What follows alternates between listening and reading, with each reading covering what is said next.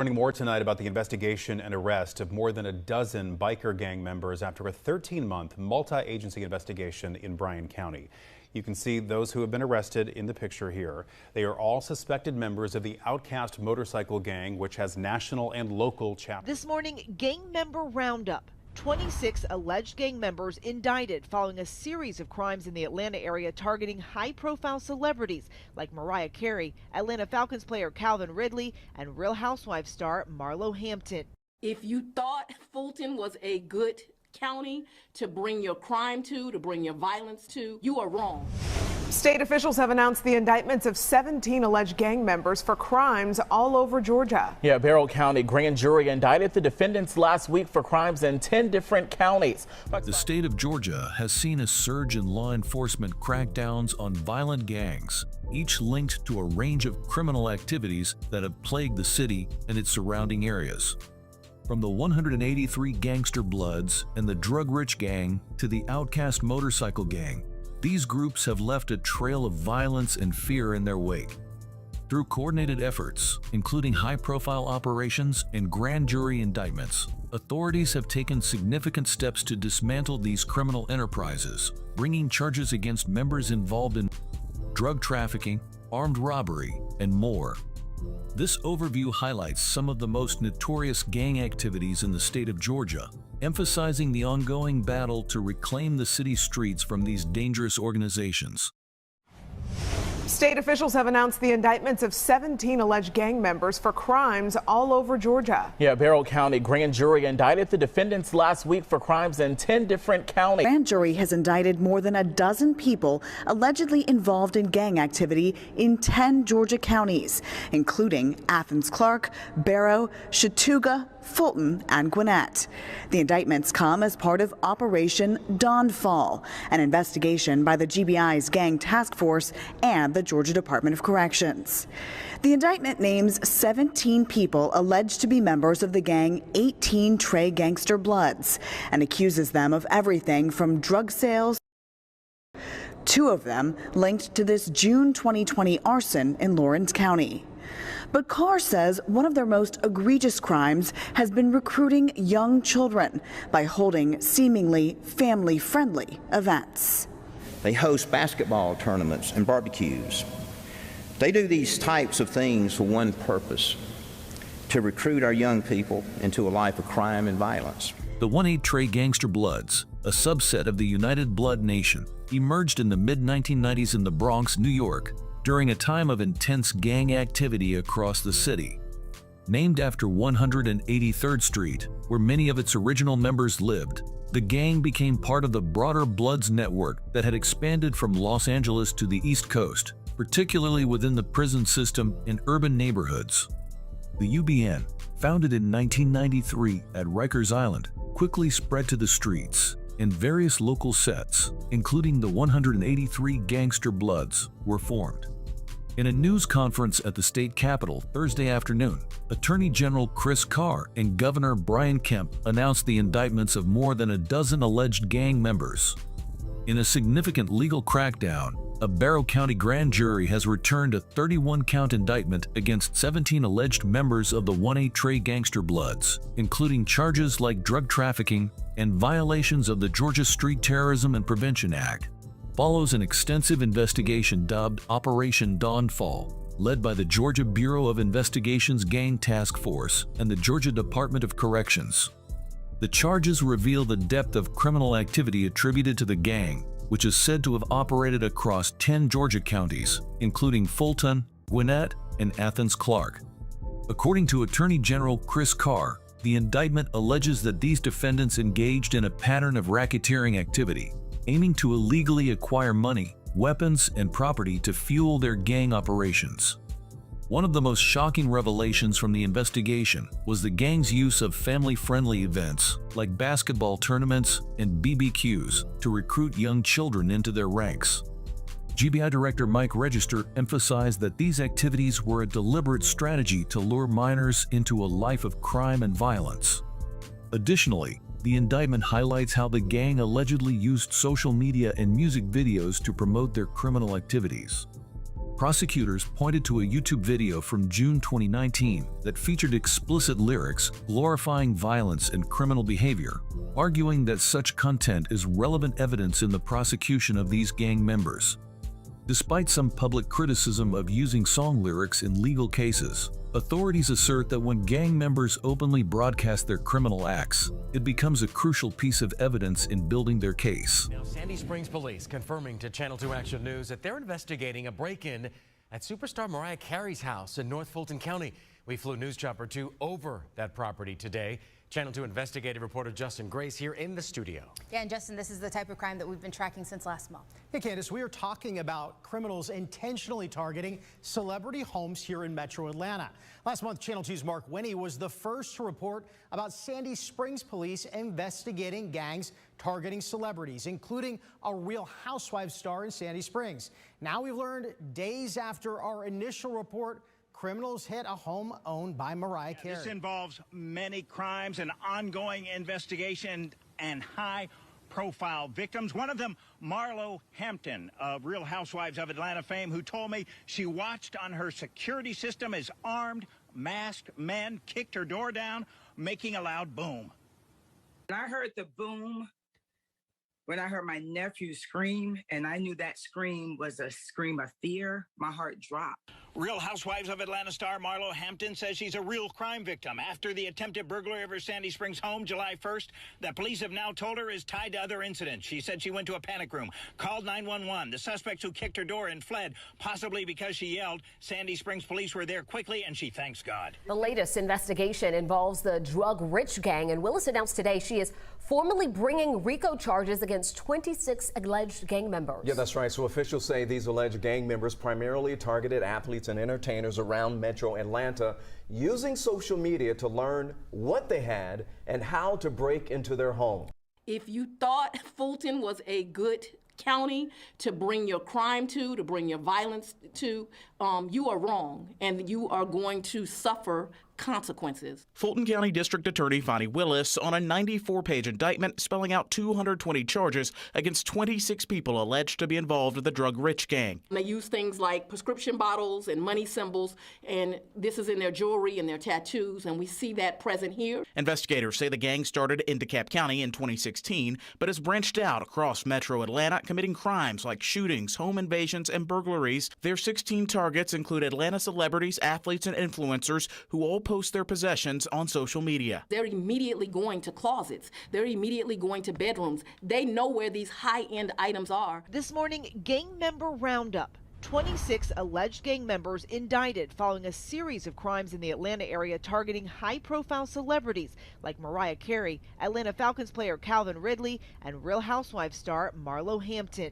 The members allegedly targeting people who displayed their wealth on social media, like Real Housewives star Marlo Hampton, known for showing off designer clothes and handbags. Mariah Carey's Atlanta area home broken into this summer after posting pictures of herself on vacation. Authorities say this isn't just a celebrity problem. Everyone should be careful when posting on social media.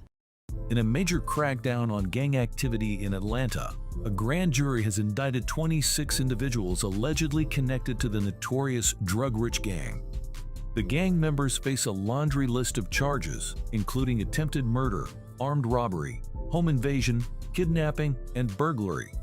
According to Fulton County District Attorney Fonnie Willis, who revealed the indictment at a press conference, Drug Rich has been targeting celebrities and influencers in the Atlanta area, making them their prime victims over the past 2 years.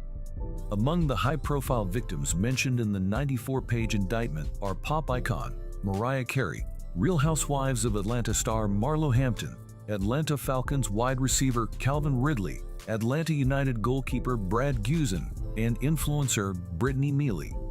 The gang's criminal activities weren't limited to just the rich and famous. They also terrorized everyday residents of Atlanta with carjackings, armed robberies, and even shootings inside homes. One of the most shocking incidents occurred in June when 4 members of Drug Rich allegedly broke into Mariah Carey's mansion in Sandy Springs. Fortunately, she was on vacation at the time, but the suspects reportedly made off with clothing and shoes. Just days later, two masked men reportedly broke into Marlo Hampton's home while she was there with her two young nephews. Thankfully, they were able to hide in a panic room, and the suspects fled without taking anything. The indictment also outlines even more violent crimes committed by the gang, including a July 4th home invasion in which 5 members shot a man inside a Sandy Springs home. Another horrifying incident in October 2021 involved 10 gang members breaking into a home and forcing a young girl out of the shower at gunpoint, threatening to and her mother. At the press conference, Dia Willis emphasized that while most of the defendants are already in custody, a few remain at large. Those in custody will soon face bond hearings, but given the severity of the charges, it's unlikely they'll be granted bail. All 26 individuals have been charged with violating Georgia's RICO Act. More tonight about the investigation and arrest of more than a dozen biker gang members after a 13-month multi-agency investigation in Bryan County. You can see those who have been arrested in the picture here. They are all suspected members of the Outcast motorcycle gang, which has national and local chapters. This investigation started on June 17th of last year, right here at the Red Roof Inn and Flacco House restaurant here in Richmond Hill, after suspected members of the Outcast gang were arrested in connection to a shootout with another gang. And what began as arrests led to the uncovering of alleged active gang activity right here in our area. This gang was a violent gang and they came into Bryan County. 16 alleged members of the Chicago-based Outcast gang indicted in Bryan County after an 18-month investigation that began with a shootout with a rival gang. One gang happens to see another gang, and the shooting and this incident and this investigation was all initiated because one gang didn't care for the way the other gang was dressed. They were wearing what they refer to as their colors, in what another group considered to be their territory. Tonight, a multi-agency investigation leads to the arrest of 16 motorcycle gang members in Bryan County. The arrests and indictments of Outcast gang members is considered the largest biker gang arrest in the state's history. We're diving deep into the notorious Outcast motorcycle gang, a group that's earned its place among America's most infamous outlaw motorcycle gangs, or one-percenters. Alongside other notorious gangs like the Hells Angels, the Pagans, and the Sin City Disciples, the Outcast motorcycle gang has built a reputation for engaging in serious criminal activities, including assault and trafficking in drugs and weapons. Founded in 1967 in Detroit, Michigan, the Outcast motorcycle gang quickly expanded, with its second chapter forming in Atlanta, Georgia. Now, with 67 chapters across the country, including key locations in Augusta, Hawkinsville, and Savannah, Georgia, the gang operates with a highly organized structure led by elected officers at both the national and local levels. One of the most shocking incidents involving the Outcast motorcycle gang occurred on June 17, 2022, in Richmond Hill, Georgia. The gang members allegedly carried out an armed robbery attempt and a violent shooting at Flacco's House Bar and Grill in the nearby Red Roof Inn on Highway 17. The attack targeted 6 individuals associated with a rival motorcycle club, but it also endangered the lives of innocent civilians in the area, including those at a McDonald's and Arby's. As investigators dug deeper into the case, they uncovered evidence of a year-long conspiracy by the Southeast Georgia chapter of the Outcast motorcycle gang to violently assault members of the rival club and forcibly steal their motorcycle vests. This criminal activity spanned multiple jurisdictions across Georgia and even reached into South Carolina and North Carolina. Operation Patronus, a massive 13-month investigation, saw local, state, and federal law enforcement agencies executing over 40 search warrants across multiple counties. The operation led to the seizure of approximately $180,000 in cash, 71 weapons, 2 motorcycles, and 2 cars, striking a significant blow against the gang's operations. The relentless efforts of law enforcement in Atlanta have led to substantial progress in the fight against organized crime. The indictments and operations against gangs like the 183 Gangster Bloods, Drug Rich, MPL, and others represent critical victories in the quest to restore safety and order to the city.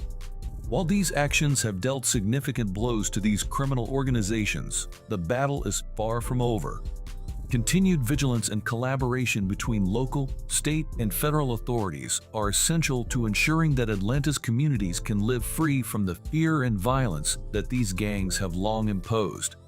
The work to dismantle these networks continues, with the hope that it will lead to a safer, more secure future. Officials say that these men and women were involved in trafficking more than 100 pounds of drugs right through the Midlands, even using Columbia Metropolitan Airport. Our Chad Mills is live. It's an investigation that investigators have been calling cash cow. According to the indictments, the contraband includes pounds of loose cigarette tobacco, cell phones and cell phone accessories, marijuana, alcoholic beverages, and other types of drugs. Local agencies led to charges and indictments against eight alleged members of the Bloods gang. I want to show you their mugshots. Investigators say these 8 men all conspired to kill, steal, and perform various other crimes dating. South Carolina has seen a significant crackdown on organized crime and gang-related violence, with multiple law enforcement agencies conducting extensive investigations into various criminal organizations operating within the state.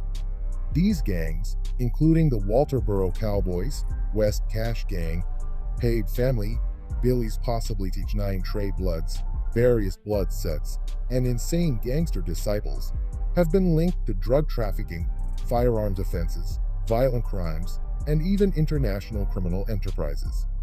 Federal and state authorities have launched operations such as Operation Cash Out and Operation Cash Cow to dismantle networks, resulting in numerous arrests, indictments, and convictions. From street-level narcotics distribution and gang rivalries to large-scale racketeering conspiracies, these cases highlight the depth of organized crime in South Carolina. Some gangs used contraband cell phones within the prison system to continue their operations, orchestrating deletions, kidnappings, and drug trafficking beyond prison walls. Others engaged in violent turf wars, retaliatory shootings, and sophisticated financial crimes to sustain their illicit activities. 8 members of the Walterboro-based Cowboys Street Gang have been sentenced to prison on charges related to attempted deletions and drug trafficking. District Judge David Norton issued the sentences, which include prison time, 3 years of supervised release, and orders to pay the medical expenses of their victims. Among those sentenced, 3 members were convicted for their roles in a 2015 attempted deletion. 1 member was sentenced for his involvement in 3 shootings between 2010 and 2013, while 2 members were convicted in connection to 2 drive-by shootings in 2011 and 2013. 1 member was sentenced for his role in a 2014 shooting, while another member received his sentence for drug distribution. Another member was convicted for his involvement in a 2012 robbery and shooting. These convictions bring the total to 13 out of 14 members of the Cowboys and their allied gang, the Wild Boys, who have been sentenced since a 2016 federal indictment. Authorities described the Cowboys as a Bloods-affiliated gang that operated in Walterboro's East Side neighborhood. They were known for wearing red, white, and blue, often incorporating the American flag into their clothing. The Cowboys and Wild Boys were closely aligned for years, frequently posting threats, firearms, cash, and narcotics on social media. Tag just heard from officers about the so-called West Cash Gang. Kate, what can you tell us about Operation Cash Out? Well, Sophia Carolyn, this has been a 1.5-year long investigation with 11 organizations involved, from the FBI to the Charleston County Sheriff's Office. Now, the 13 individuals are facing 46 charges, most of those from drug trafficking charges. But the agency said the gang is responsible for some of the most recent shootings we've had here in the Low Country. The Charleston County Sheriff's Office says many of those who are in custody now are those who were either on bond, parole, or had ankle monitors on them. Those with the U.S. Attorney's Office tell me a majority of those in the West Cash Gang are from West Ashley. Charleston Police Chief Luther Reynolds says, in general, there is an outside gang influence here in the Low Country. Acting U.S. Attorney M. Rhett Dehart announced the arrests of 9 individuals in Charleston, South Carolina, as part of Operation Cash Out, a multi-agency investigation into a drug trafficking and firearms conspiracy linked to the West Cash Gang. The operation, involving more than 200 federal, state, and local law enforcement officers, targeted individuals accused of distributing various drugs. 4 defendants have been charged with conspiring to make false statements to licensed firearms dealers to illegally purchase weapons, including an AR-15 pistol, FN 5.7 pistols, and a Glock 29. Prosecutors say the individuals lied to gun dealers, including Palmetto State Armory, ATP Gun Shop, Field and Stream, and Sportsman's Warehouse, falsely claiming they were the actual buyers of the firearms. The indictment also includes 5 charges of using telephones to facilitate drug trafficking. Additional charges include felon in possession of a firearm, possession of a firearm in furtherance of drug trafficking, and possession with intent to distribute drugs. Drugs, guns, and gang activity. That's what the Attorney General says has landed more than a dozen people behind bars. Officials say that these men and women were involved in trafficking more than 100 pounds of drugs right through the Midlands, even using Columbia Metropolitan Airport. This is a major drug trafficking conspiracy ring that was busted up. In an afternoon news conference, AG Alan Wilson announced the indictments of 15 people, many, if not all of them, tied to a gang known as the Paid Family. Officials say the investigation began after a 24-year-old was shot outside a Two Notch Road nightclub last March. The indictments allege that the 15 suspects worked together to bring more than 100 pounds of marijuana to the Midlands through Columbia Airport. We call them flyers. And so the flyers would fly out to the West Coast, get the drugs, and then bring them back in through the airport. Now they're facing some serious charges. And Attorney General Alan Wilson and Richland County Sheriff Leon Lott have announced the indictment of 15 individuals connected to the Paid Family gang, accused of trafficking over 100 pounds of Mary J. into South Carolina.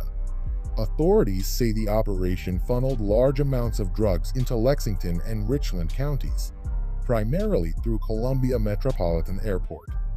The individuals indicted by the Grand faced charges of possessing, selling, manufacturing, delivering, purchasing, conspiring, or transporting at least 100 pounds of Mary J. into the state.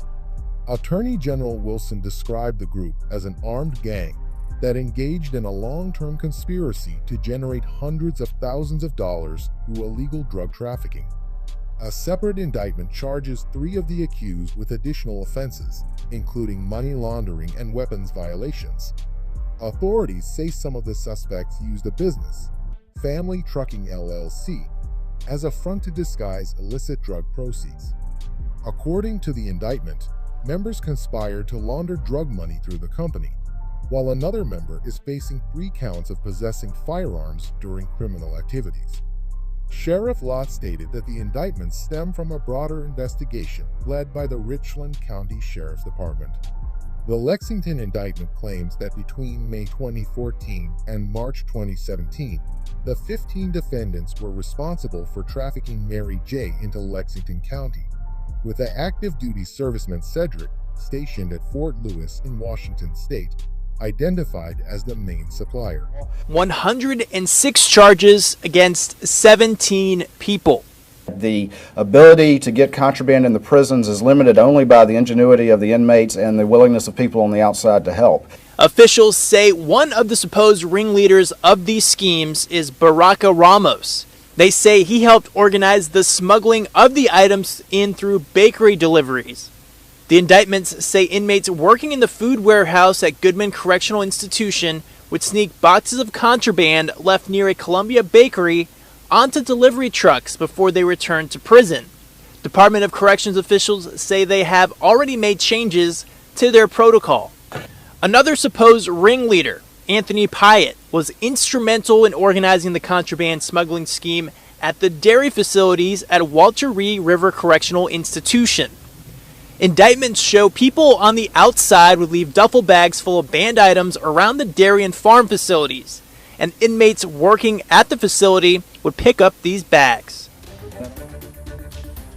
21 more people have been indicted by the grand jury for smuggling contraband into South Carolina prisons. It's an investigation that investigators have been calling cash cow. According to the indictments, the contraband includes pounds of loose cigarette tobacco, cell phones and cell phone accessories, marijuana, alcoholic beverages, and other types of drugs. The Attorney General says there were 4 alleged methods for how this contraband got inside the prisons: throwovers, smuggling through dairy facilities at Watery Correctional Institution in Sumter County, smuggling through bread runs to a bakery in Columbia, and smuggling through State House inmate work crews. Attorney General Alan Wilson says the only way these people were able to coordinate all of this was by using cell phones, which were smuggled into the prisons. South Carolina Attorney General Alan Wilson announced the indictment of 17 individuals involved in a large-scale prison contraband smuggling operation known as Operation Cash Cow. The scheme, centered around contraband cell phones, enabled inmates to coordinate illegal activities from inside prison walls. Among those charged are 4 inmates, 1 corrections staff member, and 12 individuals outside the prison system. Prosecutors revealed that inmate leaders orchestrated the smuggling and distribution of various illegal items, including cell phones, Mary J., alcohol, and various drugs. The smuggling routes exploited food delivery systems, using a Columbia bakery and a dairy farm to move contraband. One key suspect allegedly helped smuggle illegal items through bakery deliveries, with inmates at Goodman Correctional Institution sneaking packages onto trucks. Another inmate was involved in trafficking contraband through the dairy farm at Watery River Correctional Institution, where duffel bags filled with banned items were left for inmates to retrieve and distribute. The scheme even used a color coding system to organize deliveries. Authorities have since tightened prison security, implementing taller fences, drone detection technology, and body scanners. The South Carolina Department of Corrections has also replaced inmate workers with employees in warehouse and food distribution facilities to prevent further smuggling. However, officials emphasize that contraband cell phones remain the biggest security threat, enabling inmates to coordinate smuggling operations. Attorney General Wilson has called for nationwide cell phone jamming to prevent further illicit activities. The latest round of indictments brings the total number of arrests in Operation Cash Cow to 21, including 8 corrections officers. Officials warn that anyone assisting in these operations risks serious prison time and endangers lives. 13 individuals have been arrested as part of a federal and state joint operation targeting the Billy's Gang, which primarily operates in Myrtle Beach and Florence, South Carolina. The arrests mark a significant disruption to the gang's drug distribution network. The Billy's East Side Bloods, a faction of the United Blood Nations gang, has been heavily involved in trafficking in the region, along with committing numerous firearm-related crimes. Authorities say the gang uses violence, including shootings, to protect its drug operations and maintain control over its territory. Law enforcement officers conducted simultaneous arrests across Florence, Myrtle Beach, and Charleston. The indictment identifies members of the Billy's Gang. Prosecutors allege that the gang, along with its associates, conspired to distribute controlled substances and trafficked firearms to further their drug trade. The indictment states that all 13 defendants knowingly and intentionally conspired to distribute. Well, all new now on your news at 4. An investigation by several local agencies led to charges and indictments against eight alleged members of the Bloods gang. I want to show you their mugshots. Investigators say these 8 men all conspired to kill, steal, and perform various other crimes dating back as far as April of 2016. South Carolina Attorney General Alan Wilson announced that 8 alleged gang members have been indicted in Richland, Lexington, and Newberry counties on charges including deletion, attempted deletion, burglary, conspiracy, and vehicle theft. The indictments allege that these crimes were carried out as part of a criminal gang operating throughout the Midlands region. Authorities launched the investigation after a series of shootings on April 8, 2016, which were later connected to burglaries at 2 Swansea car dealerships and multiple vehicle thefts across Lexington and Newberry counties. Once local law enforcement agencies identified these connections, they sought assistance from SLED and the Attorney General's office in what became a multi-jurisdictional gang investigation. Among those indicted are alleged Blood gang members who face multiple charges, including conspiracy, burglary, larceny, and vehicle theft related to the March 30, 2016 burglaries at 2 Swansea car dealerships. Authorities say 5 vehicles were stolen in these burglaries, all of which have since been recovered. 3 members also face additional charges for allegedly stealing a Chevrolet Avalanche in Lexington County and a Chevrolet Impala in Newberry County on April 8, 2016. These stolen vehicles were later used in multiple drive-by shootings on the same day. The indictments detail a series of violent incidents that took place on April 8, 2016. The first shooting allegedly occurred at a school bus stop in Lexington County. 3 Blood members attempted to kill a rival gang member in a drive-by shooting. Later that same day, they allegedly committed another random drive-by shooting in Lexington County. That evening, 7 alleged gang members conspired to travel to Columbia's Hammond Village apartment complex to target rival gang members. However, the only person shot was an alleged fellow Blood gang member, who later died from his injuries. Immediately following this fatal shooting, the defendants are alleged to have carried out yet another drive-by shooting in Lexington County. This afternoon today, a man who investigators say was behind a Charlotte gang civil war entered a plea deal. Willis Lane pled guilty to assault and battery with a high and aggravated nature in the 2018 shooting at the Willow apartment complex. Billie Jean Shaw was in the courtroom as a judge sentenced Lane to more than a decade behind bars. And this is my first time being in trouble. And I don't want this mistake to penalize and puncture the rest of my future. Willis Lane begging the judge for mercy just moments after prosecutors painted the 20-year-old as the cold-hearted criminal behind a gang shootout at a Fort Mill apartment complex in 2018. He fully intended to kill people that night. Evidence presented in court shows the moment shots were fired at the car Isaiah Kersey and Michaela Moyler were traveling in. Kersey was shot in the face, Moyler in the arm. Both survive. Behind the trigger, investigators say was Willis Lane. This is something that he planned and researched and tracked these people down. Prosecutors also presenting materials from Lane's cell phone showing him with a number of firearms, the address to the victim's home, lyrics about shooting people, and text messages bragging about the shooting. Lane was arrested on attempted murder charges, but later entered a plea deal on the charge of assault and battery with high and aggravated nature. Meanwhile, the defense and Lane's family painted him as a wannabe thug who only pretended to be a gangster. Playing with that lifestyle, he developed. Lane was sentenced to 12 years in prison, including several months of time served. He'll be nearly 30 years old when released. Enough time, he says, to get his life together. And I want to further my education in psychology and work with troubled youth so they won't make the same mistakes that I did. A total of 10 Bloods gang members have been arrested in connection with a shooting near Fort Mill, South Carolina, which authorities describe as part of an internal civil war within the Charlotte-based Bloods gang. The violent confrontation, which occurred on September 19, 2018, near Drewski Lane, left 2 people wounded and a police patrol car struck by gunfire. Law enforcement officials revealed that the individuals involved had moved to Fort Mill to escape ongoing gang violence in Charlotte, but the conflict followed them across the state line.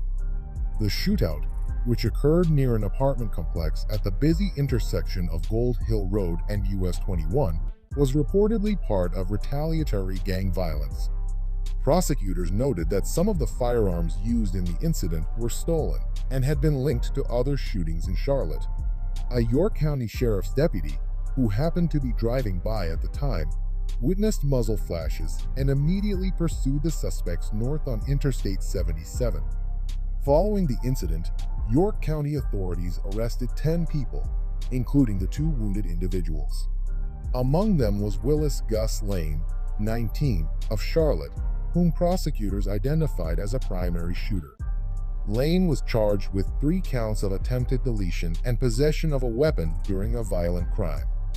A York County judge denied Lane's bond, citing concerns over public safety and flight risk, given that he was a North Carolina resident. In court, prosecutors described how Lane had been arrested in Charlotte just days after the shooting, where he was found in possession of an AK-47 pistol matching shell casings recovered from the crime scene. Surveillance footage and social media posts presented in court further implicated Lane, showing him brandishing weapons and making threats related to the shooting. By 2020, at 20 years old, he pleaded guilty to assault and battery of a high and aggravated nature. He was sentenced to 12 years in a South Carolina prison.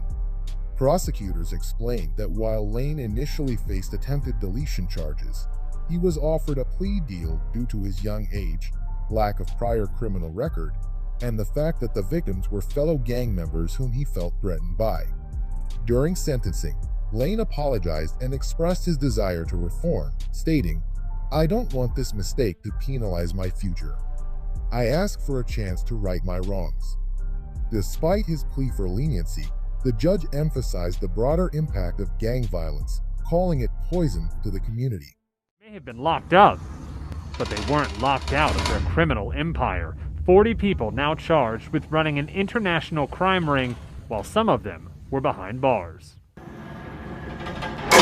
They ordered kidnapping and trafficked $150 million worth of throughout the world, all with the help of smuggled cell phones. They should not be able to carry out their criminal enterprise by having this tool right here that they use as a weapon. Among those charged are Gaston County residents Virginia Ryle and Lisa Bolton. Investigators say the pair helped kidnap Michelle Dodge back in 2019 and drove her to where she was ultimately killed. A man inside of a jail cell was the one calling the shots. Investigators say the street gang called the Insane Gangster Disciples were behind all of the violence. A call for change aimed at the FCC following the arrest of 40 prisoners in the largest racketeering case in our state's history. Contraband cell phones are to blame for crimes organized behind bars, at least according to investigators. Alicia Nieves has the plea from state leaders tonight. A federal grand jury has returned a 147-count superseding indictment against 40 defendants across South Carolina in what officials describe as the largest federal racketeering conspiracy in the state's history. The indictment exposes a violent criminal enterprise that operated within the South Carolina Department of Corrections, where gang leaders used contraband cell phones to orchestrate kidnapping, firearms distribution, and international drug trafficking. The defendants, who were members of the Insane Gangster Disciples, a faction of the Folk Nation gang, were charged under the Racketeer Influenced and Corrupt Organizations Act. Among the 40 defendants, 24 were previously indicted for their roles in the gang's drug operations. Authorities say that IGD leaders inside SCDC directed a sprawling criminal network that extended beyond prison walls, using violence and intimidation to maintain control and eliminate perceived threats. The multi-agency investigation began in July 2017, initially focusing on drug and illegal firearm sales. As the probe expanded, law enforcement uncovered IGD's deep involvement in organized crime, including deletion, arson, armed robbery, extortion, money laundering, and obstruction of justice. Prosecutors allege that gang members ordered retaliatory attacks, including deletions and kidnappings, against individuals suspected of cooperating with law enforcement or owing drug debts. Many of these violent acts were executed by IGD members outside prison under the direction of incarcerated leaders. The case resulted in the prosecution of all 40 defendants, marking a significant victory in the fight against organized crime in South Carolina. The IGD was divided into 3 primary sets, each with its own leadership structure.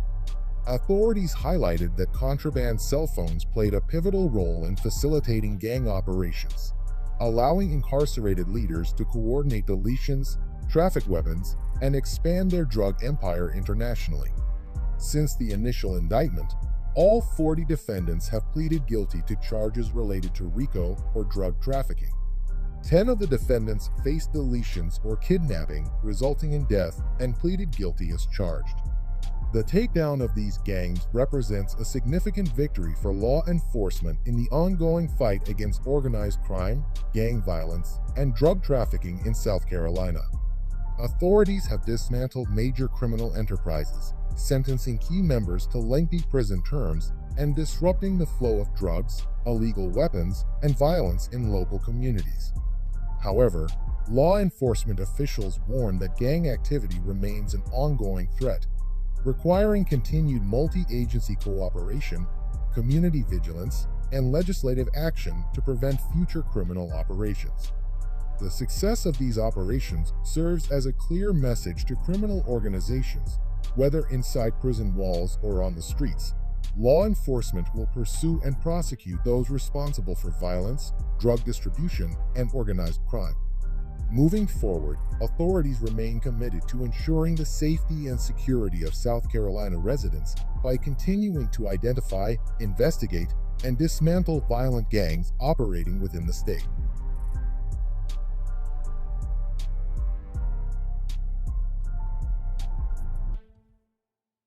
It's a story of alleged gang members who evidently believed they could do whatever they want to stop a criminal prosecution. They are bold. According to the indictment, Jamel Curitan from behind bars wrote a letter ordering of Doug London because London was set to go to court and testify against Curitan, Nana Adoma, and David Lee Fudge. Police say last May, the three tried to rob the London's mattress warehouse in Charlotte. They say Curitan fired a shot. Doug London was there working and fired back, hitting Curitan and sending him to the hospital.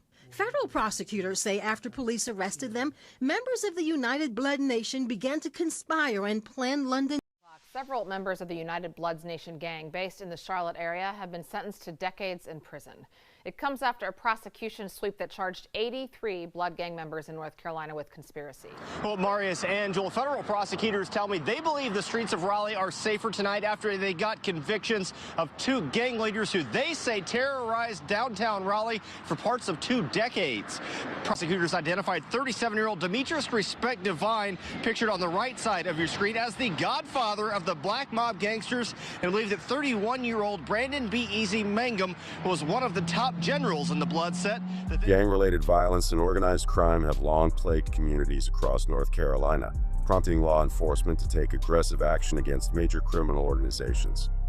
In a series of high-profile federal indictments, authorities have targeted some of the state's most notorious gangs, including the STK Gang, the Hells Angels and Red Devils motorcycle clubs, the Black Mob Gangstas, Donald G. Family, the United Blood Nation, UBN, and Ms. 13. These groups have been linked to a range of violent crimes, including deletion, drug trafficking, illegal firearms possession, and witness intimidation. Federal prosecutors, working alongside state and local law enforcement agencies, have pursued RICO charges to dismantle these organizations and bring their leaders to justice. These federal warrants not only are for these suspected gang members' phone, but they highlight a deadly history of the STK gang, not only here in Wake County, but all across the nation, with crimes here in Wake County dating back 6 years.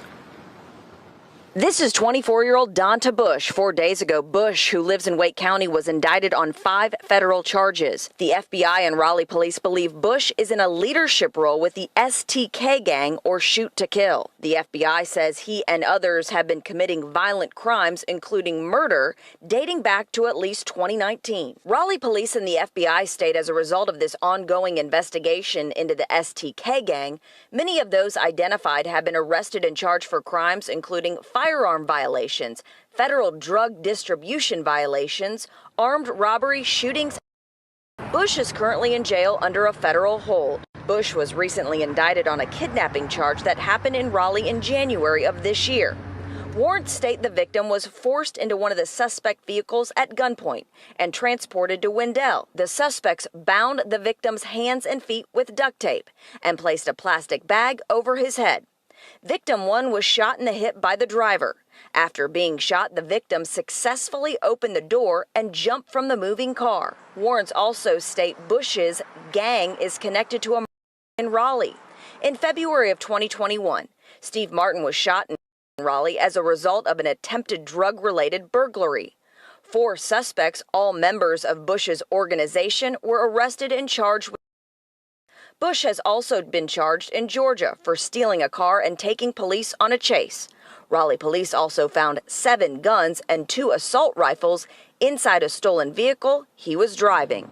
Federal authorities have indicted Donna Bush Jr., an alleged leader of the STK gang, on multiple federal charges tied to violent crimes and drug trafficking in central North Carolina. The indictment, unsealed in July 2024, follows a years-long investigation into STK's criminal activities across Wake and Durham counties. Law enforcement officials have linked Bush and other STK members to numerous violent offenses dating back to 2019, including deletion, drug distribution, and illegal firearms possession. The charges against Bush include racketeering and conspiracy, drug trafficking, firearms violations, and violent crimes such as murder and assault. Prosecutors allege that STK functioned as an organized criminal enterprise, using violence and extortion to control drug distribution and enforce its territorial dominance. The gang has also been accused of large-scale age and more, with illegal firearms linked to retaliatory shootings and other violent acts. Community members have long voiced concerns about gang-related violence in Raleigh and Durham. The presence of STK has been linked to increased shootings, drug activity, and intimidation in several neighborhoods. Rod and Angela talk about the feds casting a pretty wide net in this violent racketeering case. In fact, catching big fish, 16 of the internationally infamous members of the Hells Angels and Red Devils motorcycle clubs. People are outside shooting, firing. It's like pow, pow, pow, pow. And then somebody pow, pow, pow, pow, pow. The 911 calls and cries for help against area rival biker gangs echoing for years. It was about 10, 15 bikers all together. It was like literally 3 cars behind them. Including from a deadly shooting at this Fayetteville Baymont Ramada Inn in March of 2022. 3 people, and the New Year's Day 2023 North Raleigh murder of biker Jonas Padilla of the Pagan Brotherhood at the hands of rival gangs, the Hells Angels, and the surrogates of theirs, the Red Devils. Members of a global motorcycle club have used heinous acts to get ahead in the standings of their own clubs. Nearly 2 years after his death, a memorial sits on Bayberry Lane in Raleigh, a quiet, unassuming community that turned violent on New Year's Day 2023 when Pagan motorcycle club member Jonas Padilla was. The Hells Angels have issued a standing green light order to attack, assault, or even any pagan that they encounter. United States Attorney Michael Easley Jr. believes these men are responsible, and now they have been indicted federally, along with 11 other members of the Hells Angels and their affiliate, the Red Devils Motorcycle Club. 16 members of the Hells Angels Motorcycle Club and its support club, the Red Devils Motorcycle Club, have been indicted in North Carolina for alleged involvement in a violent criminal enterprise. The indictment details multiple violent incidents, including the January 1st, 2023, the leading of a rival Pagans Motorcycle Club member in Raleigh, and the July 22nd, 2023, assault on PMC members in a Dairy Queen parking lot in Wade, North Carolina. Authorities say the HAMC and RDMC operate as organized criminal enterprises, using violence, threats, and intimidation to enforce their rules and eliminate rivals. 5 defendants face mandatory life sentences if convicted of in aid of racketeering, while others face charges for attempted murder, assault, and witness tampering. Prosecutors tell me they believe the streets of Raleigh are safer tonight after they got convictions of 2 gang leaders who they say terrorized downtown Raleigh for parts of 2 decades. Prosecutors identified 37-year-old Demetrius Respect Divine, pictured on the right side of your screen, as the godfather of the black mob gangsters, and believe that 31-year-old Brandon B. Easy Mangum was one of the top generals in the blood set that they called well organized and focused on selling drugs, running guns, and prostitution, and that they wouldn't hesitate to kill rival gang members in their territory. Even with this conviction, they believe the gang still poses a risk to society. I think you saw that they are. They came into the courtroom. They tried to intimidate witnesses. They tried to intimidate the court. So I think they're very much still a threat to Raleigh, and we're going to keep working at it. 10 alleged members of the Black Mob Gangstas Donald G. family, a Raleigh area Bloods gang, have been indicted on federal charges related to racketeering, murder, drug trafficking, and witness tampering. District Court for the Eastern District of North Carolina outlines the gang's violent activities, including murders committed under orders from senior leadership. Authorities describe BMGDGF as a structured criminal enterprise operating in Raleigh since the early 2000s, using violence, extortion, and drug sales to maintain control. Among those charged are gang leaders Demetrius Regis Divine, aka Respect, and Dantius Demon Divine, aka Scooch and Bucci. The indictment details 2 deletions, one in 2008 and another in 2009, carried out by gang members to enforce control and eliminate rivals. Authorities say the gang regularly held meetings, collected dues, and used violence against members who failed to comply. Funds were used for drugs, weapons, and financial support for jailed members. The gang also required non-members selling drugs in their territory to pay dues or face violent consequences. Following a 2-week trial in 2019, Divine was convicted on multiple charges, including racketeering, murder, and conspiracy to distribute drugs. He was sentenced to 4 consecutive life terms plus 20 years, with a recommendation for placement in the Supermax federal prison in Colorado. Prosecutors described him as the undisputed leader of a ruthless gang that terrorized Raleigh for nearly 2 decades. 14 double of a popular Lake Wiley couple pulled the curtain back on gang violence in the Charlotte area. Today, 2 members of the Blood Nation gang were sentenced to life without parole for those. It was Jamel Curitan, nicknamed Murder Mel, who said he was sorry for the deaths of Debbie and Doug London. They were found shot to death in their Lake Wiley home. Their was ordered by Curitan to stop them from testifying against him for the robbery of the mattress warehouse store that they owned. Offered a chance to speak, he said, "I made my own choices. They didn't deserve this." Malcolm Hartley, whose gang name was Bloody Silent, actually pulled the trigger. The Londons, who infuriated the gang by going to court each time Curitan had a hearing. In court today, Hartley's mother said her son was not a monster. His lawyer said at one time Hartley was going to join the Navy, but never made it. Jamel Curitan from behind bars wrote a letter ordering of Doug London because London was set to go to court and testify against Curitan, Nana Adoma, and David Lee Fudge. Police say last May, the 3 tried to rob the London's mattress warehouse in Charlotte. They say Curitan fired a shot. Doug London was there working and fired back, hitting Curitan and sending him to the hospital. Federal prosecutors say after police arrested them, members of the United Blood Nation began to conspire and plan London. The indictment says in September, Malcolm Hartley got a gun. Later that month, Brianna Johnson allegedly joined Fudge and Hartley in a gang meeting to discuss her membership and her duty to drive Hartley to commit shootings. Tonight, Johnson's mother told me she seriously doubts her daughter was trying to be initiated into that gang. She said Johnson really liked Hartley and wanted to be cool and got caught up. But the next month, the indictment says Johnson went through with the plan, driving Hartley to the London's Lake Wiley home, where prosecutors say he met the couple. But when the gang allegedly had a witness to beat the criminal justice system, it brought the wrath of the federal government. 6 members of the United Blood Nation, UBN gang, have been charged in connection with the October 2014 deletions of Doug and Debbie London, a business couple from Lake Wiley. Court documents reveal that 3 of these gang members had previously robbed the London store and were attempting to prevent the couple from testifying against them. The defendants now face federal charges, and prosecutors have indicated that they could receive the death penalty. The couple, 61-year-old Debbie London and 63-year-old Doug London, were found shot in their Tioga Road home on October 23, 2014. Their son, Daniel London, discovered the bodies and immediately called 911. Following an FBI raid on Charlotte's UBN network, 12 gang members were charged in a racketeering conspiracy. Investigators revealed that Curitan, Adoma, and Fudge had previously robbed the London's mattress store, and the gang later conspired to kill the couple to prevent them from testifying in court. Authorities describe the gang as operating under a structured set of rules known as the 31 and using a ranking system. Attorney Jill Westmoreland Rose stated during a press conference that the gang functioned like an organized enterprise, conducting meetings where they discussed punishments for members suspected of cooperating with law enforcement. According to court documents, on October 1, Hartley and Johnson conducted surveillance on the mattress warehouse of Pineville in an attempt to locate and delete the Londons. Their intent was not only to stop the couple from testifying, but also to retaliate against them for participating in legal proceedings related to the earlier robbery.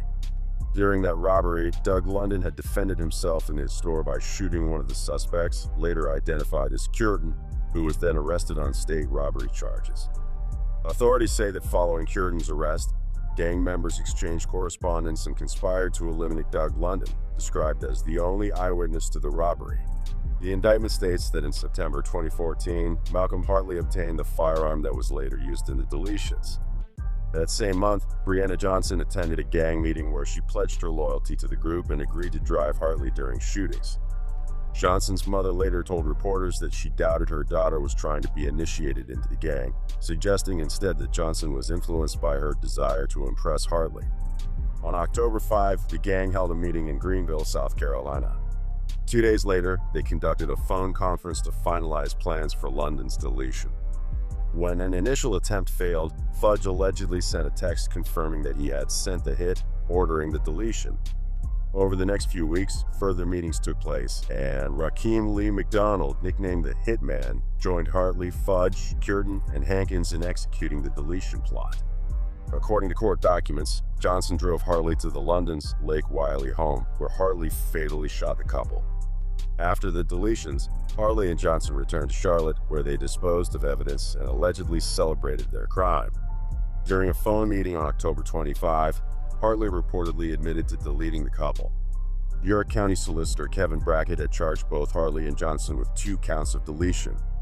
8 documented members of a blood gang set are now behind bars, facing multiple drug and firearm charges, according to the Edgecombe County Sheriff's Office.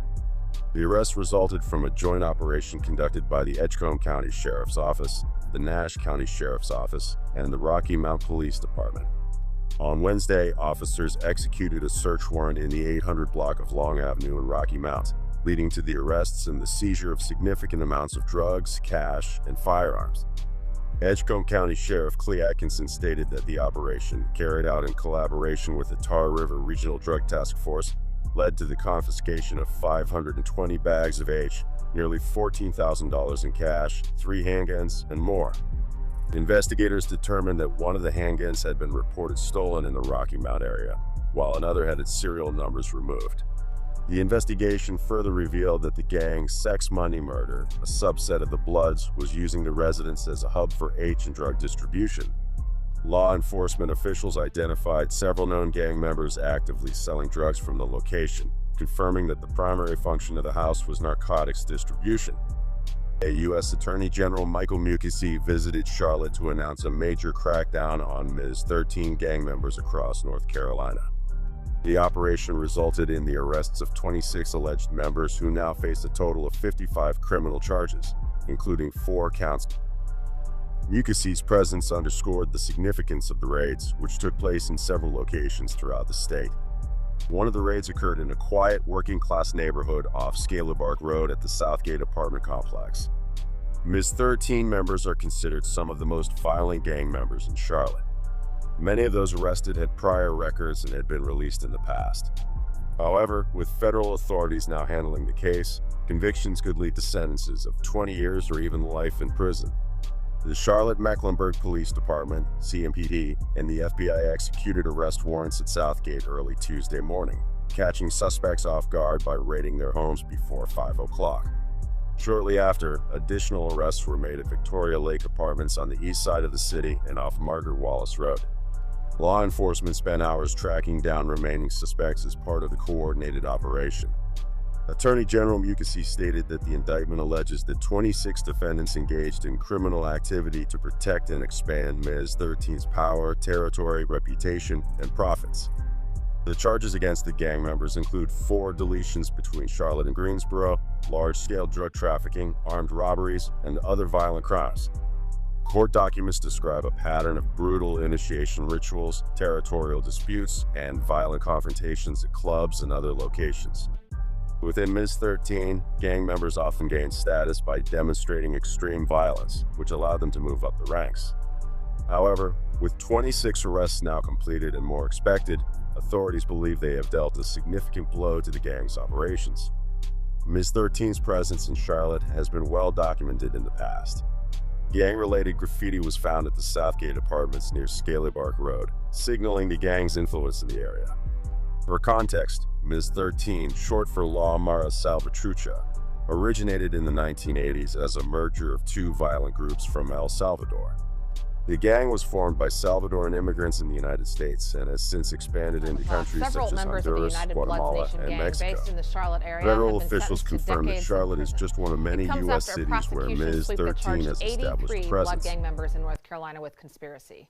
3 of those members have been given life sentences. It came after the court learned each of them committed. Now, in response to the sentences, attorney Andrew Murray released this statement. It says in part, quote, "This case is an outstanding example of what federal, state, and local law enforcement can accomplish when we strike back at gangs and dismantle gang networks that spread violence in our cities." Several members of the United Blood Nation, UBN gang, have been sentenced to lengthy prison terms, including life sentences, following convictions on federal racketeer-influenced and corrupt organizations, RICO conspiracy, and related charges. Department of Justice, the sentencing follows a large-scale prosecution in which 83 Bloods gang members in the Western District of North Carolina were indicted for various crimes. Court documents and trial evidence provided insight into the brutal nature of the gang's activities. Prosecutors revealed that Lewis and 4 other UBN members traveled from Cleveland County to Chapel Hill with the intent to rob an 18-year-old victim of marijuana and cash. During the robbery, Lewis and another gang member shot and deleted the victim and attempted to delete the victim's friend, who survived a gunshot wound to his arm. Additional evidence established that Ray fatally shot a rival Crips gang member at a party in Shelby, while Husky deleted an unarmed man by shooting him multiple times and continuing to fire as the victim lay on the ground. The case stems from a May 2017 indictment in which 83 Bloods gang members in the Western District of North Carolina were charged with RICO conspiracy and other crimes. Since then, 82 defendants have been sentenced, with only one awaiting resentencing and another still at large, believed to be overseas. The recent wave of federal indictments marks a significant step in law enforcement's ongoing battle against organized crime and gang violence in North Carolina. By targeting key leadership figures and dismantling these criminal enterprises, authorities hope to disrupt the cycle of violence, drug distribution, and intimidation that has terrorized communities for years. While arrests and convictions serve as a crucial deterrent, community leaders stress the need for long-term solutions, including intervention programs, youth outreach. MPD and the FBI announced the indictment of 10 people from the Everybody Shine Together gang for federal gun and drug charges. Investigators say the group is a major Louisville gang fueled by drug money. The FBI says Devonzo Summer and Barry Reed, one of those people accused of being involved in that criminal activity. The man also arrested, charged, and pleading guilty for the of Akeem Livers. Raekwon Burse. Just months after pleading guilty, he's now a key figure in a new case. Prosecutors charging him and 10 others as being a part of a gang committing crimes in Lexington. Kentucky is witnessing an aggressive crackdown on gang-related crime, with multiple high-profile indictments aimed at dismantling organized criminal groups. From Lexington's West End Gang Alliance to Louisville's Everybody Shines Together, EST Gang, and a prolific car theft crew, law enforcement agencies are taking decisive steps to combat gang activity across the state. These gangs, involved in activities ranging from drug trafficking and violent offenses to large-scale car theft, have created ripple effects of crime and violence in Kentucky's communities. The recent arrests and indictments showcase the collaborative efforts of federal and local authorities to curb gang operations and restore public safety. It was just after midnight on a Friday in November of 2020. Police heard gunshots and found 24-year-old Akeem Lee Livers found shot in a back parking lot near the 21C Hotel. 30 minutes later. The years that followed some of Lexington's most violent on record. This Georgetown Street area is an area that Lexington Police's gang unit says that they have been investigating for criminal activity for at least the past 10 years. An area that the community clearly also recognizes the violence. One of those people accused of being involved in that criminal activity. The man also arrested, charged, and pleading guilty for the death of Akeem Livers. Raekwon Burse. Just months after pleading guilty, he's now a key figure in a new case. Prosecutors charging him and 10 others as being a part of a gang committing crimes in Lexington. But 11 individuals are facing uncommon charges for their alleged involvement in an organized criminal gang syndicate operating in Lexington's West End. According to court documents filed in 2020, Lexington Police's gang unit has investigated criminal activity in the area for over a decade. The neighborhood spanning Georgetown Street to Newtown Pike has long been referred to as the West End.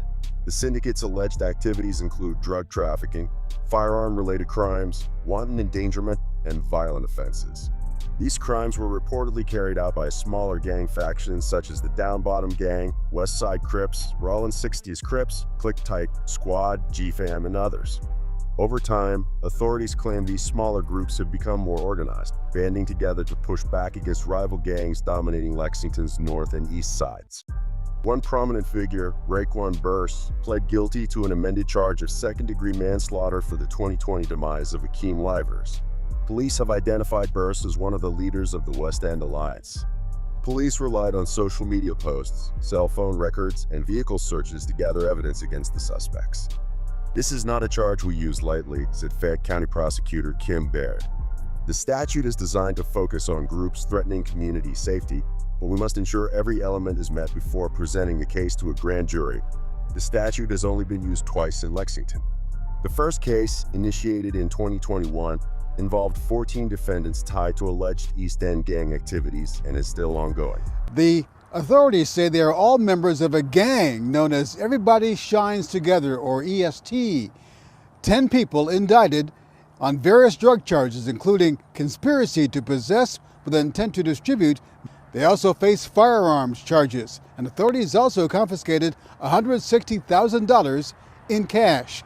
The arrest coming after a months-long investigation. Taking off the whole group and charging them all at one time. The arrest began last month when Eric Mosley was taken into custody.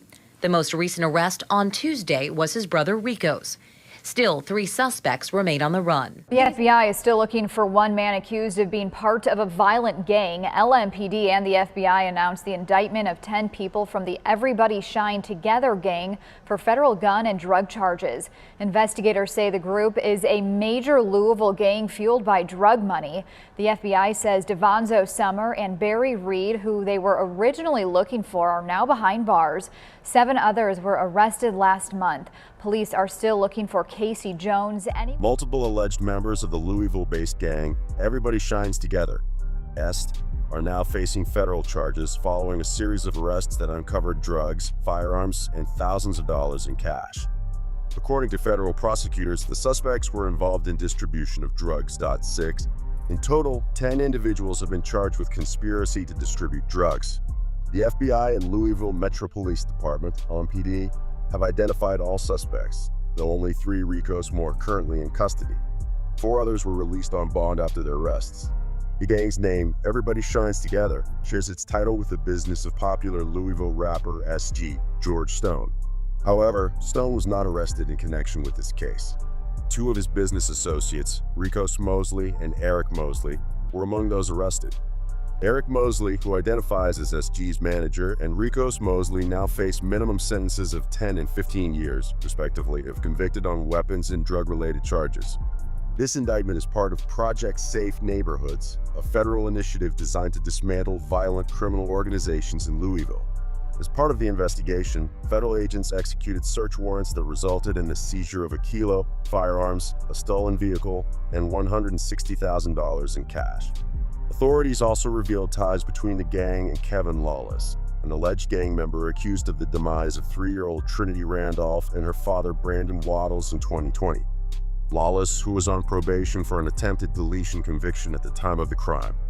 Everybody Shines Together Entertainment, SG's company, was used to provide bail money for Lawless when he was being held on a $300,000 bond. Stone alluded to bailing out Lawless in his song, Sky Dweller, released in July. In the lyrics, he references Lawless's $1 million bond, rapping, "They want $1 million for Lil Carter. No, I'm coming to get you, baby."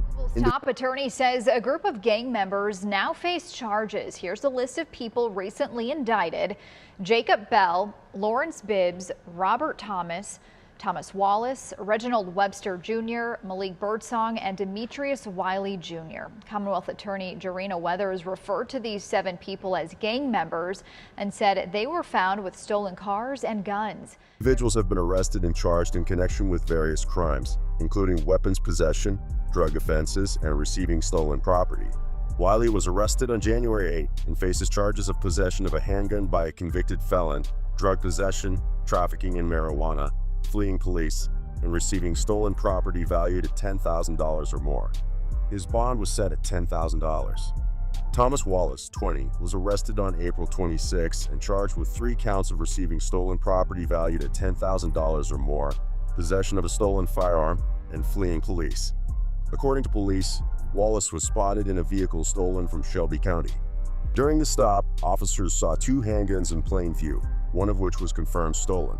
Wallace fled on foot but escaped in another stolen vehicle later recovered in Memphis, Tennessee. Reginald Webster Jr., 23, was arrested on the same day as Wallace and charged with 3 counts of possession of a handgun by a convicted felon, 3 counts of receiving stolen property worth $10,000 or more, fleeing police, and criminal mischief. Police said Webster fled on foot across Dixie Highway after being stopped in a stolen car but was apprehended by officers. While in custody, Webster reportedly damaged the interview room wall and urinated on the carpet. Malik Birdsong, 20, was arrested on July 31 and charged with receiving stolen property worth $10,000 or more. Birdsong was seen arriving at a home on Dearborn Avenue in a stolen Ford Edge from Shepherdsville. During a search of the residence, police found the vehicle's key hidden behind drywall in the basement crawl space. Lawrence Bibbs, 20, was arrested on August 23 and charged with receiving stolen property worth $10,000 or more and 2 counts of fleeing police. Police said Bibbs was spotted in a stolen car and fled at high speeds through heavy traffic. He later abandoned the car and entered another stolen vehicle before fleeing again with passengers. Bibbs and his accomplices, including Robert Thomas, Thomas Wallace, and Reginald Webster Jr., were eventually found and arrested. Jacob Bell, 21, was arrested on August 29 and charged with 2 counts of receiving stolen property worth $10,000 or more. Police said Bell was seen driving a stolen Ford Fusion from St. Matthews and a stolen Jeep Wagoneer from Detroit, Michigan. Robert Thomas, 21, was arrested on October 8 and faces charges of 2 counts of fleeing police, 5 counts of receiving stolen property worth $10,000 or more, drug possession, trafficking in marijuana, and tampering with physical evidence. The ongoing investigations and legal proceedings against Kentucky's organized criminal groups highlight the commitment of law enforcement and prosecutors to dismantle these syndicates. From the drug and weapons charges leveled against members of EST to the stolen vehicle operations of Louisville's car thief crew and the violent activities of the West End Gang Alliance, these cases serve as a stern reminder of the consequences of engaging in organized crime. As these trials unfold, they underscore the importance of continued vigilance and proactive measures to prevent gang activity from endangering Kentucky's communities.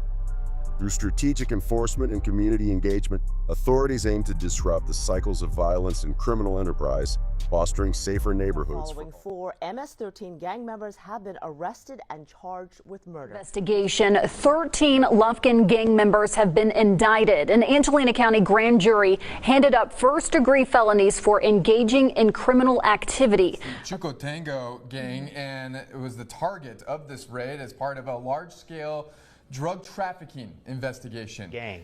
Arrest affidavits allege these men are all members of the 59 Bounty Hunters Bloods gang. Now, according to court documents we've reviewed, Nix is charged with directing activities of certain criminal street gangs. These are felony charges. Texas has seen a significant rise in gang-related crimes, prompting local, state, and federal law enforcement agencies to launch major investigations and indictments against some of the most dangerous criminal organizations operating in the state. These gangs, including Jackboy World, 5'9" Bounty Hunter Bloods, Chuko Tango, Money Chasing Forever Crips, MS-13, Southwest Cholos, and the 100% Third Ward Gang, have been linked to a variety of violent offenses, such as deletion, drug and firearm trafficking, human smuggling, and organized criminal activity. Authorities have conducted coordinated raids and long-term investigations, resulting in numerous arrests, convictions, and federal indictments. Some of the most high-profile cases include the racketeering charges against Houston rapper OMB Bloodbath, the life sentence of DeAndre Watson for a 2017 drive-by deletion, and Operation Rockwater, which led to the arrests of Chuko Tango gang members involved in drug distribution and violent crime. The Southwest Cholos case further highlighted the horrific reality of human trafficking, as victims, including minors, were forced under gang control. With gang-related violence affecting urban and rural communities alike, law enforcement agencies are intensifying their efforts to disrupt these criminal networks and bring offenders to justice. New details tonight following a months-long multi-agency investigation. 13 Lufkin gang members have been indicted. An Angelina County grand jury handed up first-degree felonies for engaging in criminal activity.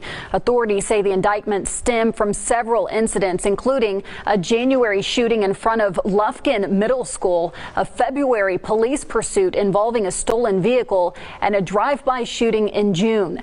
We spoke to a local attorney about these recent indictments. He says organized crime is more common in border states like Texas, but as surveillance techniques continue to improve, so does the ability of law enforcement agencies to make more arrests. In custody with several gang-related shootings, police were called to the 800 block of Abney Avenue because shots were fired there. 18-year-old Cameron Edwards right there originally gave detectives the wrong identity, but eventually arrested for organized criminal activity. He's only 18. He's one of 13 people indicted for the shooting in front of Lufkin Middle School last year.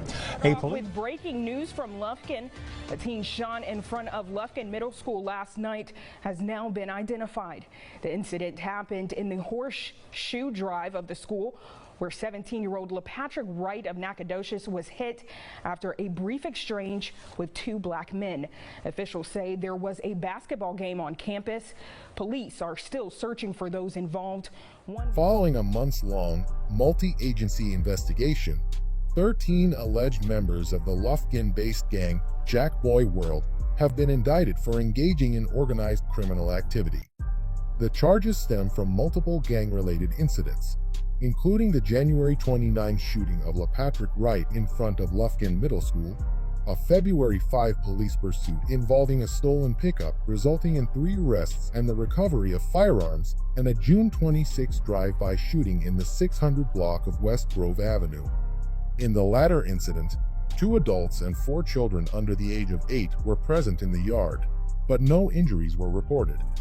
For the safety of Lufkin citizens, it was critical to remove these suspects from the streets and bring them to justice, said Police Chief David Thomas. A gang member has been arrested. Corian Haywood was the suspect in a multi-agency investigation. There he is right there. Police finally tracking him down, found him in the passenger seat of a car of all things. He had several warrants, including 4 charges of deadly conduct. A Lufkin gang member pleaded guilty to deletion, deadly conduct, and evading arrest in an Angelina County court. He was sentenced to 30 years for deletion, with additional sentences for deadly conduct and evading arrest running concurrently. Haywood was one of 3 individuals charged in the January 18, 2022, shooting demise of Demarion Glenn in Dibble. The other 2 suspects also faced charges. According to arrest affidavits, Haywood, his stepbrother, Albro, uncle, Robertson, and an unidentified 4th person used a borrowed SUV to drive from Lufkin to Dibble. The group encountered Glenn in a parking lot at the intersection of Cypress Street and Robert Nash Street, leading to a confrontation that resulted in Glenn's fatal shooting. Glenn's family expressed mixed emotions following Haywood's sentencing. His sister stated 30 years is not enough. Demarion was not a street thug, he lived for his family. Haywood had prior indictments between 2020 and 2022, including possession of marijuana, unlawful possession of a weapon, evading arrest, deadly conduct, and bail jumping. We are learning more tonight about a raid last week that resulted in charges for 8 members of an East Texas gang. Arrest affidavits allege these men are all members of the 59 Bounty Hunters Bloods gang. And court documents obtained by KLTV7 reveal several of these men are linked to a Kilgore from earlier this year. These arrest affidavits include more details about the raid conducted last week at this home along Stone Road in Kilgore. The home belonging to the man police say is the ringleader, 32-year-old Michael Wilson, a man police say was feared around town. In the early hours of last Tuesday morning, local and federal law officers seized several guns, vehicles, trailers, ledgers, and drugs, along with close to $24,000 in cash. The affidavits also reveal a link to the fatal shooting of Gregory Williams along North Street in Kilgore back in April. The documents claim video surveillance from the day after shows Wilson at this house on Parkwood Drive holding a mop. The video also shows Kevin Ross Tenney Jr. using a rag to wipe down a glass door that Wilson used following the night of the. Investigators believe Wilson and Tenney were likely using the rag to, quote, tamper, fabricate, or conceal evidence in connection with the murder. They later found that mop and rag partially burned. The documents also show that Wilson's clothing in the video is consistent with descriptions from witnesses. Arrest affidavits have provided further insight into the recent apprehension of multiple gang members of the 5'9" bounty hunter Bloods in the Kilgore area, linking some of them to an unsolved deletion. A law enforcement raid conducted on Tuesday, September 1, at a residence on Stone Road in Kilgore. According to the affidavits, the home belonged to Michael Wilson, who authorities identify as the leader of the group. The documents allege that all 8 men charged in the case are members of the 5'9" bounty hunter Bloods gang. Officers confiscated multiple vehicles, ledgers, illegal drugs, and nearly $24,000 in cash. The affidavits also establish a connection between the suspects and the fatal shooting of Gregory Williams on Kilgore's North Street in April 2020. Williams suffered multiple gunshot wounds, and witnesses reported seeing the suspect flee the scene. Newly obtained arrest records indicate that surveillance footage from the day after the deletion captured Michael Wilson at a residence on Parkwood Drive, west of Kilgore, holding a mop. The footage also reportedly shows Kevin Ross Tenney Jr. using a rag to wipe down a glass doorway that Wilson had used the night of the deletion. Investigators believe Wilson and Tenney were attempting to tamper, fabricate, or conceal evidence related to the crime.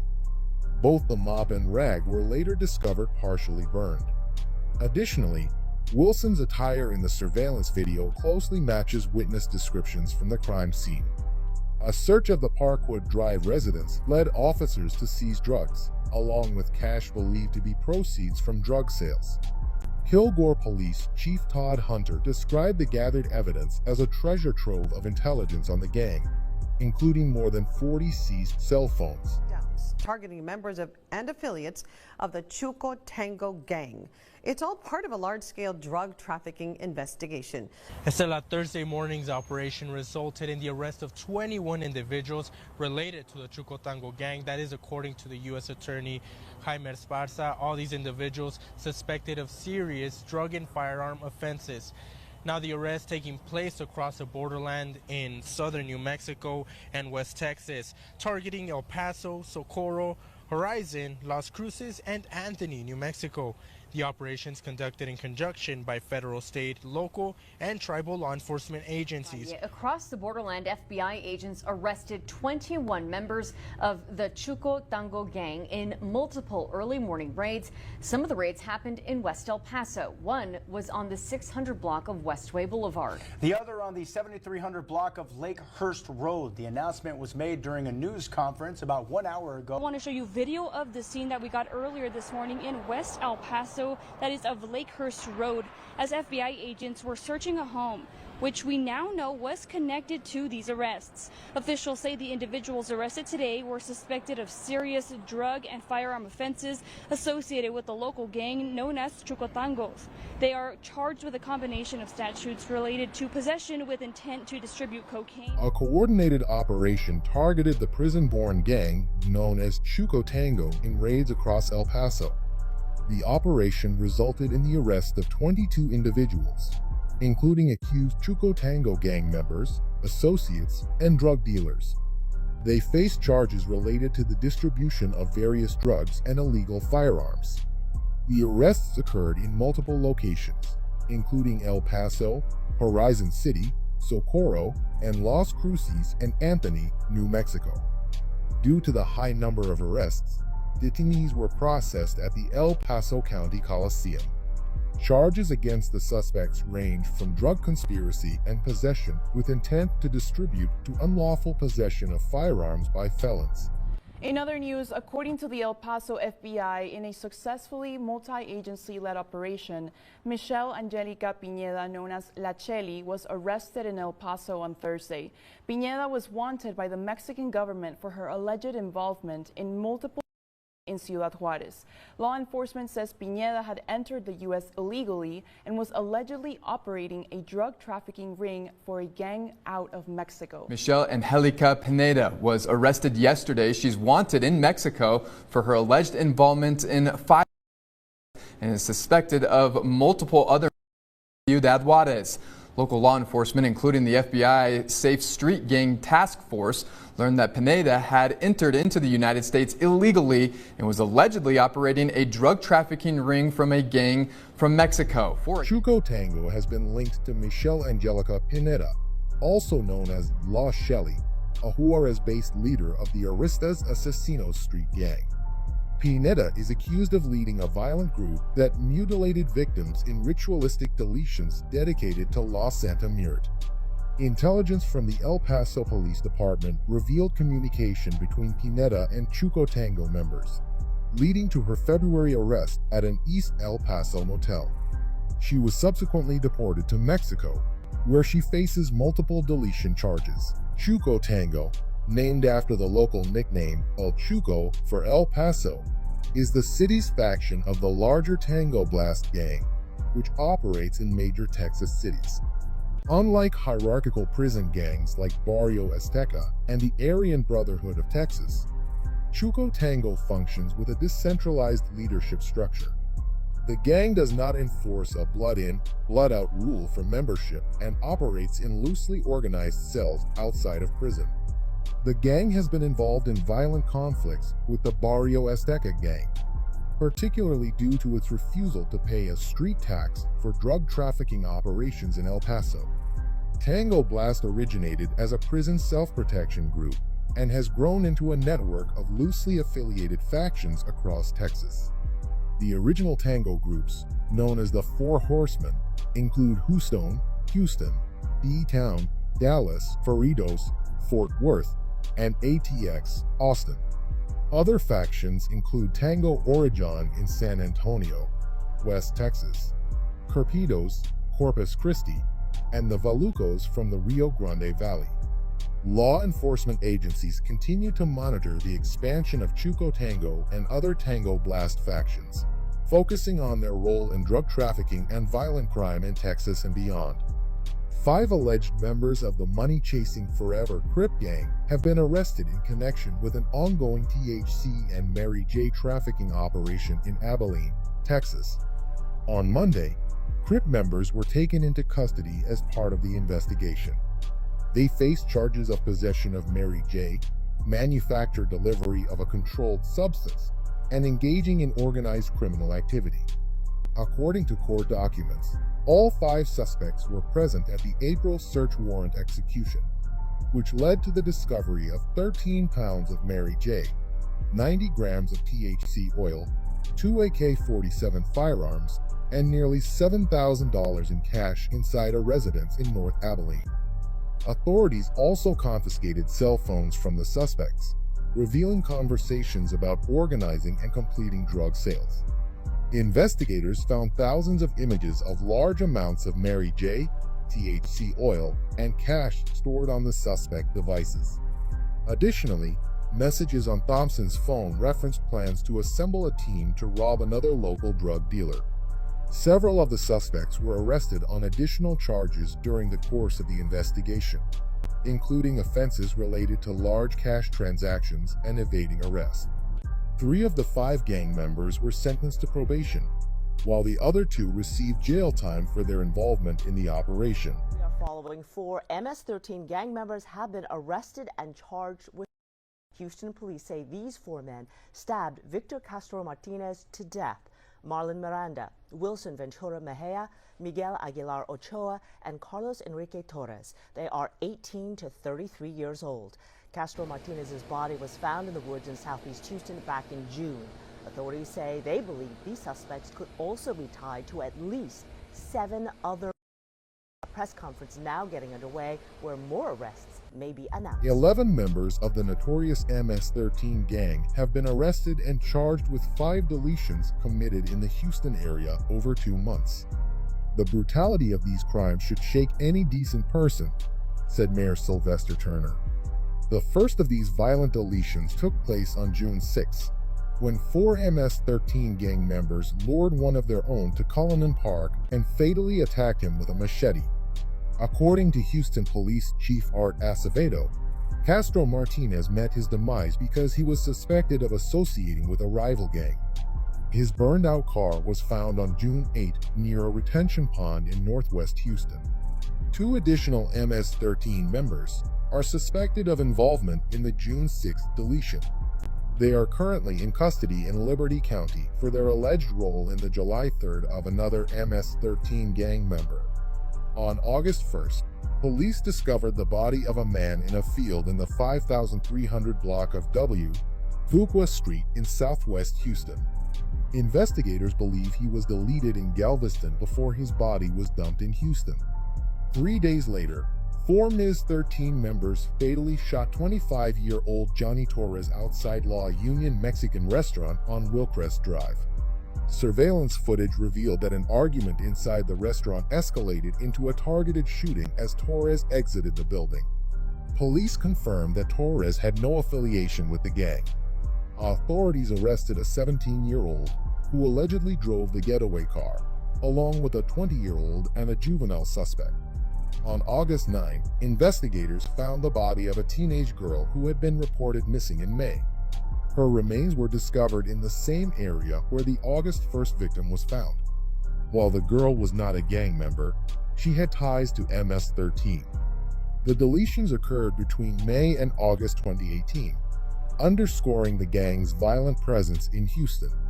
Houston Police Chief Art Acevedo stated that there are approximately 400 known MS-13 members in the city and around 800 in the region.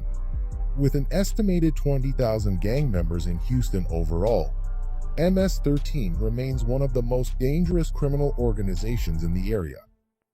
Federal prosecutors say the Southwest Cholos used the valley as a midpoint for a 1,700-mile sex trafficking ring, ranging from Cancun to Houston. They say the group promised restaurant jobs to women who lived outside the United States. The indictment says the women were smuggled across the border, ending up in stash houses in the valley. Prosecutors say next, the Southwest Cholos would tell the women they're in debt and force them to work in brothels.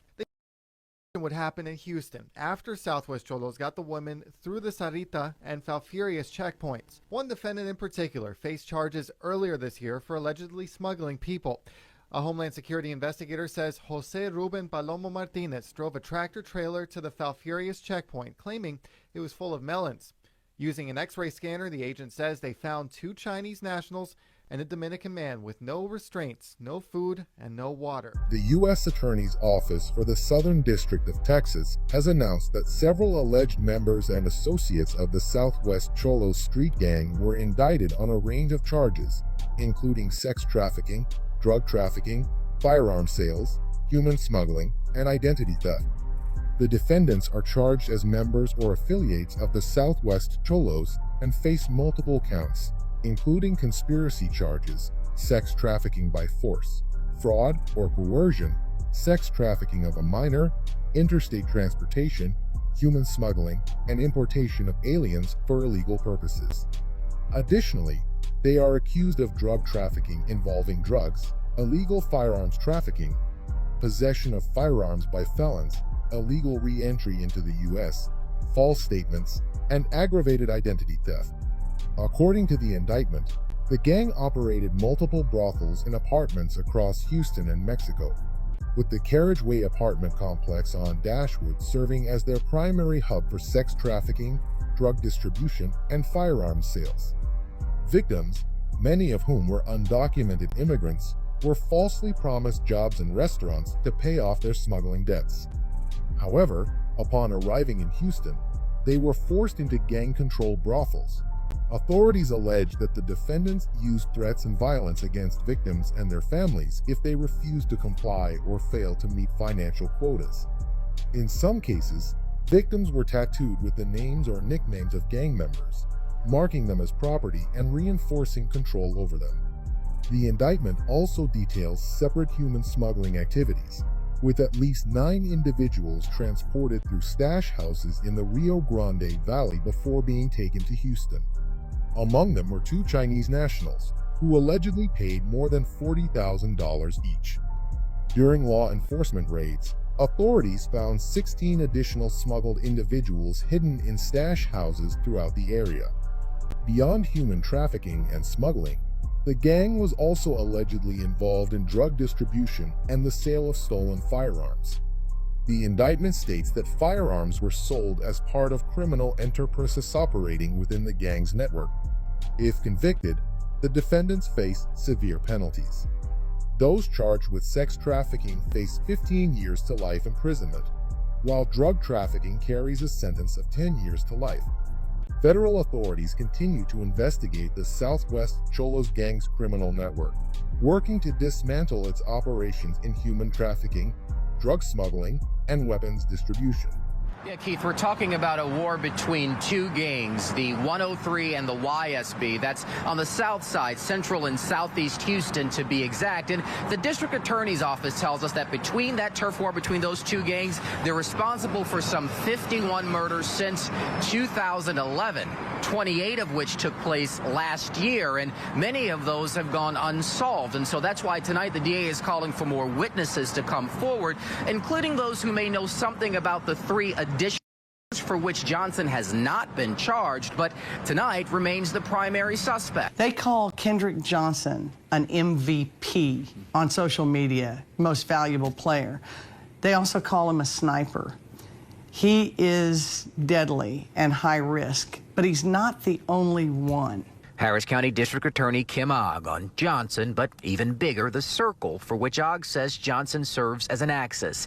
The 103 gang on Houston's south side in a bloody, deadly turf war against rival gang YSB. OMB bloodbath. She was very surprised when she was taken into custody inside a Harris County courtroom and then led into a holding area. Only our cameras were there as Nix was arrested by bailiffs and taken to that holding area in the court. Now, according to court documents we've reviewed, Nix is charged with directing activities of certain criminal street gangs. These are felony charges. According to those documents, Nix is accused of unlawfully, as part of an identifiable leadership of a street gang, namely 100% 3rd Ward and 103, knowingly did finance, direct, and supervise the commission of the offense of murder, aggravated assault, and aggravated robbery by members of said criminal street gang. We're told that these charges dates back to an incident that happened in October of 2017. Now, according to police at the time, 4 men with rifles and an assault weapon shot 2 people in the 6800 block of London Street in southeast Houston. The men then crashed their car and proceeded to carjack a woman and her 11-month-old niece in a minivan. Sources telling us that the charges currently filed against Nix are related to that crime. Houston rapper OMB Bloodbath, born Alexandra Nix, is facing racketeering charges for her alleged role in a 2017 gang-related deletion. Prosecutors accuse her of violating the Texas RICO Act as a member of the 100% 3rd Ward 103 gang, alleging she financed, directed, and supervised the deletion of Sam Johnson while incarcerated at Harris County Jail. A federal grand jury indictment names OMB Bloodbath and 5 other alleged gang members, charging them with aiding and abetting the use of a firearm to commit murder in aid of racketeering. The 103 gang, operating in Houston's 3rd Ward, is known for deletion, drug distribution, robbery, and violent assaults. According to court documents, on October 15, 2017, while incarcerated, OMB Bloodbath spoke with a gang leader, discussing her upcoming record deal and stating she would pay younger gang members to commit a shooting.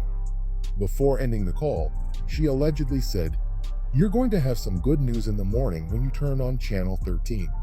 The next day, on October 16, 2017, Sam Johnson, 53, was shot and met his demise while walking home in Houston's 3rd Ward. Surveillance footage showed 4 gunmen in a stolen Mazda driving by and opening fire, with Johnson meeting his demise while another young Scott Block gang member survived. After crashing into a ditch, The gunmen carjacked a woman and her infant before escaping. Investigators later recovered text messages, surveillance video, and ballistic evidence linking DeAndre Watson, one of the shooters, to the crime. Police also obtained Instagram messages between OMB Bloodbath and the suspects, further implicating her in the attack. Watson was convicted of deletion and sentenced to life in prison. Prosecutors described Johnson as an innocent victim caught in a gang war between 103 NYSB gangs, emphasizing that Watson saw his life as collateral damage. If convicted, she and the other defendants could face significant federal prison sentences under RICO laws. The wave of gang indictments and arrests across Texas reflects law enforcement's relentless commitment to eradicating violent street gangs and protecting communities from their influence. While significant progress has been made with numerous convictions and high-ranking gang members facing life sentences, the fight against organized crime remains ongoing. Authorities continue to monitor and dismantle these criminal networks, ensuring that those responsible for violent crimes, drug trafficking, and human exploitation are prosecuted to the fullest extent of the law. However, officials emphasize that law enforcement alone cannot solve the problem. Community intervention, youth programs, and rehabilitation efforts are crucial in preventing future generations from being drawn into gang life. As federal and local agencies push forward with intelligence-driven investigations and large-scale operations, they reaffirm their mission to hold violent offenders accountable, bring justice to victims, and restore safety to Texas communities. Right now at 6 o'clock, they were a dangerous criminal gang, Jacksonville police say, which investigators have now dismantled with what's called Operation Crackdown. Sheriff Waters and State Attorney Nelson announced the arrest of these 19 suspected gang members. These 7 men were part of the drug and gang investigation involving JSO, the DEA, and the ATF. The Rolling 20s members and associates face charges ranging from murder to cocaine sale. Now, police made the arrest in 2 phases. The first, 22 members, and then the second phase. The Jacksonville Sheriff's Office has announced a series of successful operations that have led to the arrest and indictment of several gang members involved in criminal activities across the city. These operations, carried out in collaboration with the State Attorney's Office, the U.S. law enforcement agencies, targeted gangs such as the Insane Gangster Disciples, Raleigh 20s K4T, Problem Child Entertainment, and the 45th Street Gang. Investigations, which spanned several months and even years in some cases, resulted in numerous arrests and the seizure of firearms, drugs, and other evidence linking these gangs to various violent and illegal activities. These efforts highlight the commitment of law enforcement to dismantling organized criminal networks and restoring safety to affected communities. Right now at 6 o'clock, they were a dangerous criminal gang, Jacksonville police say, which investigators have now dismantled with what's called Operation Crackdown. Sheriff Waters and State Attorney Nelson announced the arrest of these 19 suspected gang members. That the Jacksonville Sheriff's Office arrested 19 members of the Insane Gangster Disciples, also known as IGD. Most seriously, the sheriff says one member, Chase Robeson, was responsible for the murder of Devontae Jackson last May. I asked the state attorney about prosecuting all these suspects and if they're convicted, whether they'll remain behind bars. A 6-month investigation has dismantled a West Side gang, arrested 19 people, and seized 18 guns, including an assault-style rifle, the sheriff says. Operation Crackdown left the Insane Gangster Disciples gang functionally extinct, Sheriff TK Waters said Tuesday. The gang, a loose subset of the Chicago-based Gangster Disciples, included members with nicknames like Mouse, Goofy G, and Wolf. Investigators from the Jacksonville Sheriff's Office began tracking down members after a shooting in May 2022 deleted Devontae Jackson, 24, in a Kirkpatrick Circle condominium complex near Wilson Boulevard and Interstate 295, police said. The gang operates locally with its roots in Jacksonville's West Side, Waters said. Additionally, investigators learned that its members trafficked in narcotics and engaged in acts of violence. Given the dangers posed by these gang members, investigators crafted this operation with the intention of arresting as many members as possible to rid our community of this criminal organization. Illegal firearms, drugs, and a local criminal enterprise whose activities have caused immeasurable harm in our community have now been taken off the streets. Nelson said. Drug dealing by one of the suspects directly led to the death of a man in December, she said. Though he did not pull a trigger, his actions were just as deadly, she said. Edward Gange, 44, was arrested on drug charges initially, but now faces a manslaughter charge, police said. Forensic research on the weapon showed the rifle was used to kill Jackson almost a year ago, Waters said. One of the handguns was used in shooting in 2021, he said. 13 men have been arrested in connection with a Northwest Jacksonville gang accused of engaging in a range of criminal activities in the area around West 45th Street and Moncrief Road. The arrests are the result of an 18-month collaborative investigation conducted by the Florida Department of Law Enforcement and the Jacksonville Sheriff's Office. Each individual was charged as a member of the 45th Street gang, according to arrest reports, and they all reside in Jacksonville. Under Sheriff Frank Mackesy stated that the gang members were involved in drug sales, theft, and conflicts with other criminal groups, creating a sense of fear and instability in the local community. While the authorities believe the gang has been responsible for more severe acts of violence, such as deletions and assaults, Mackesy indicated that these allegations have not yet been substantiated.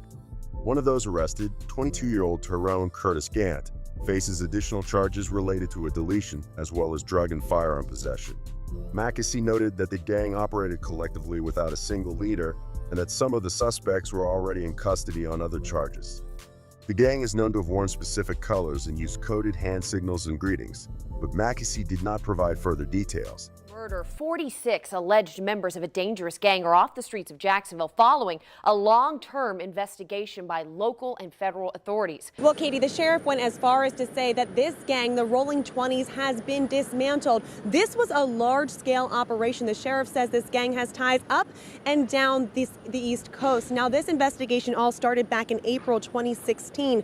Sheriff Mike Williams says the Rolling 20s gang is responsible for the planning and a man who was a witness in a separate case against a gang member. The Rolling 20s members and associates face charges ranging from murder to cocaine sale. Now, police made the arrest in two phases. The first, 22 members, and then the second phase, members and associates who tried to fill those voids. 41 individuals suspected of being members of the multi-state gang known as the Rolling 20s were arrested in Jacksonville following a two-phase investigation, according to an announcement by the Jacksonville Sheriff's Office. Sheriff Mike Williams also noted that 5 additional members remain at large and are currently wanted by authorities. The investigation initially began in response to the 2016 deletion of security guard Michael Wright. During the inquiry into this case, JSO focused on the primary suspect, Quinny Hudson. Wright was expected to testify against Hudson, who had been jailed in 2014 for allegedly throwing a concrete stone through a car window occupied by a woman and a small child. Hudson was later found guilty in 2017 for orchestrating a plot to delete Wright while in jail. As the investigation progressed, authorities uncovered Hudson's affiliation with the Rolling 20s, described as a structured organization within the Bloods gang. This connection revealed the gang's involvement in multiple acts of violence and criminal activities across Jacksonville, including deletions, attempted deletions, robbery, narcotics trafficking, firearms trafficking, arson, witness intimidation, and other serious offenses dating back to May 2015. Sheriff Williams stated that the Rolling 20s gang was more organized than the typical neighborhood-based street gangs usually seen in Jacksonville. The gang's hierarchy extended beyond the city into other regions, with branches in cities such as Augusta, Richmond, Baltimore, and various locations in California. The Rolling 20s' influence along the East Coast highlighted the breadth of their operations. Following the initial phase of the investigation, 22 suspected gang members were arrested in Jacksonville and charged by the state attorney's office. By the conclusion of the second phase, the total number of arrests had increased to 46, with some suspects facing federal charges. During the investigation, law enforcement seized over drugs. This was a part of a long-term investigation into a gang and also into narcotics. And those men now in jail, if found guilty, they could be headed to prison. Ian Brightman, the leader of a gang organization. Sheriff T.K. Waters explained during a news conference today that the gang members terrorized their Jacksonville community since 2019. K4T was responsible for repeated acts of violence in this community, including multiple homicides. JSO's focus was on Brightman and the 6 primary members of his organization. Brightman was arrested in January after a targeted traffic stop. His driver jumped out of the van armed with a knife and was shot and JSO. Brightman's 8-year-old son was with him in the van. He was turned. Jacksonville Sheriff TK Waters, in collaboration with the State Attorney's Office, and ATF, announced the successful outcome of Operation Bright Lights, a 2-month investigation that led to the arrest of the leader and 7 members of the K4T gang. The primary target of this operation was K4T leader Brian Brightman, whose gang has been implicated in multiple acts of violence throughout Jacksonville since 2019. The sheriff reported that K4T was involved in numerous incidents and engaged in narcotics trafficking to fund its activities, distributing significant quantities of drugs across the city. The goal of Operation Bright Lights was to dismantle the organization by removing its leadership, and Sheriff Waters believes that the Jacksonville Sheriff's Office succeeded in this objective. One of the firearms recovered was linked through ballistics evidence to a 2021 incident, highlighting the gang's connection to various crimes. During the investigation, the leader of K4T, Brian Brightman, was apprehended in a targeted traffic stop in Ocean Way.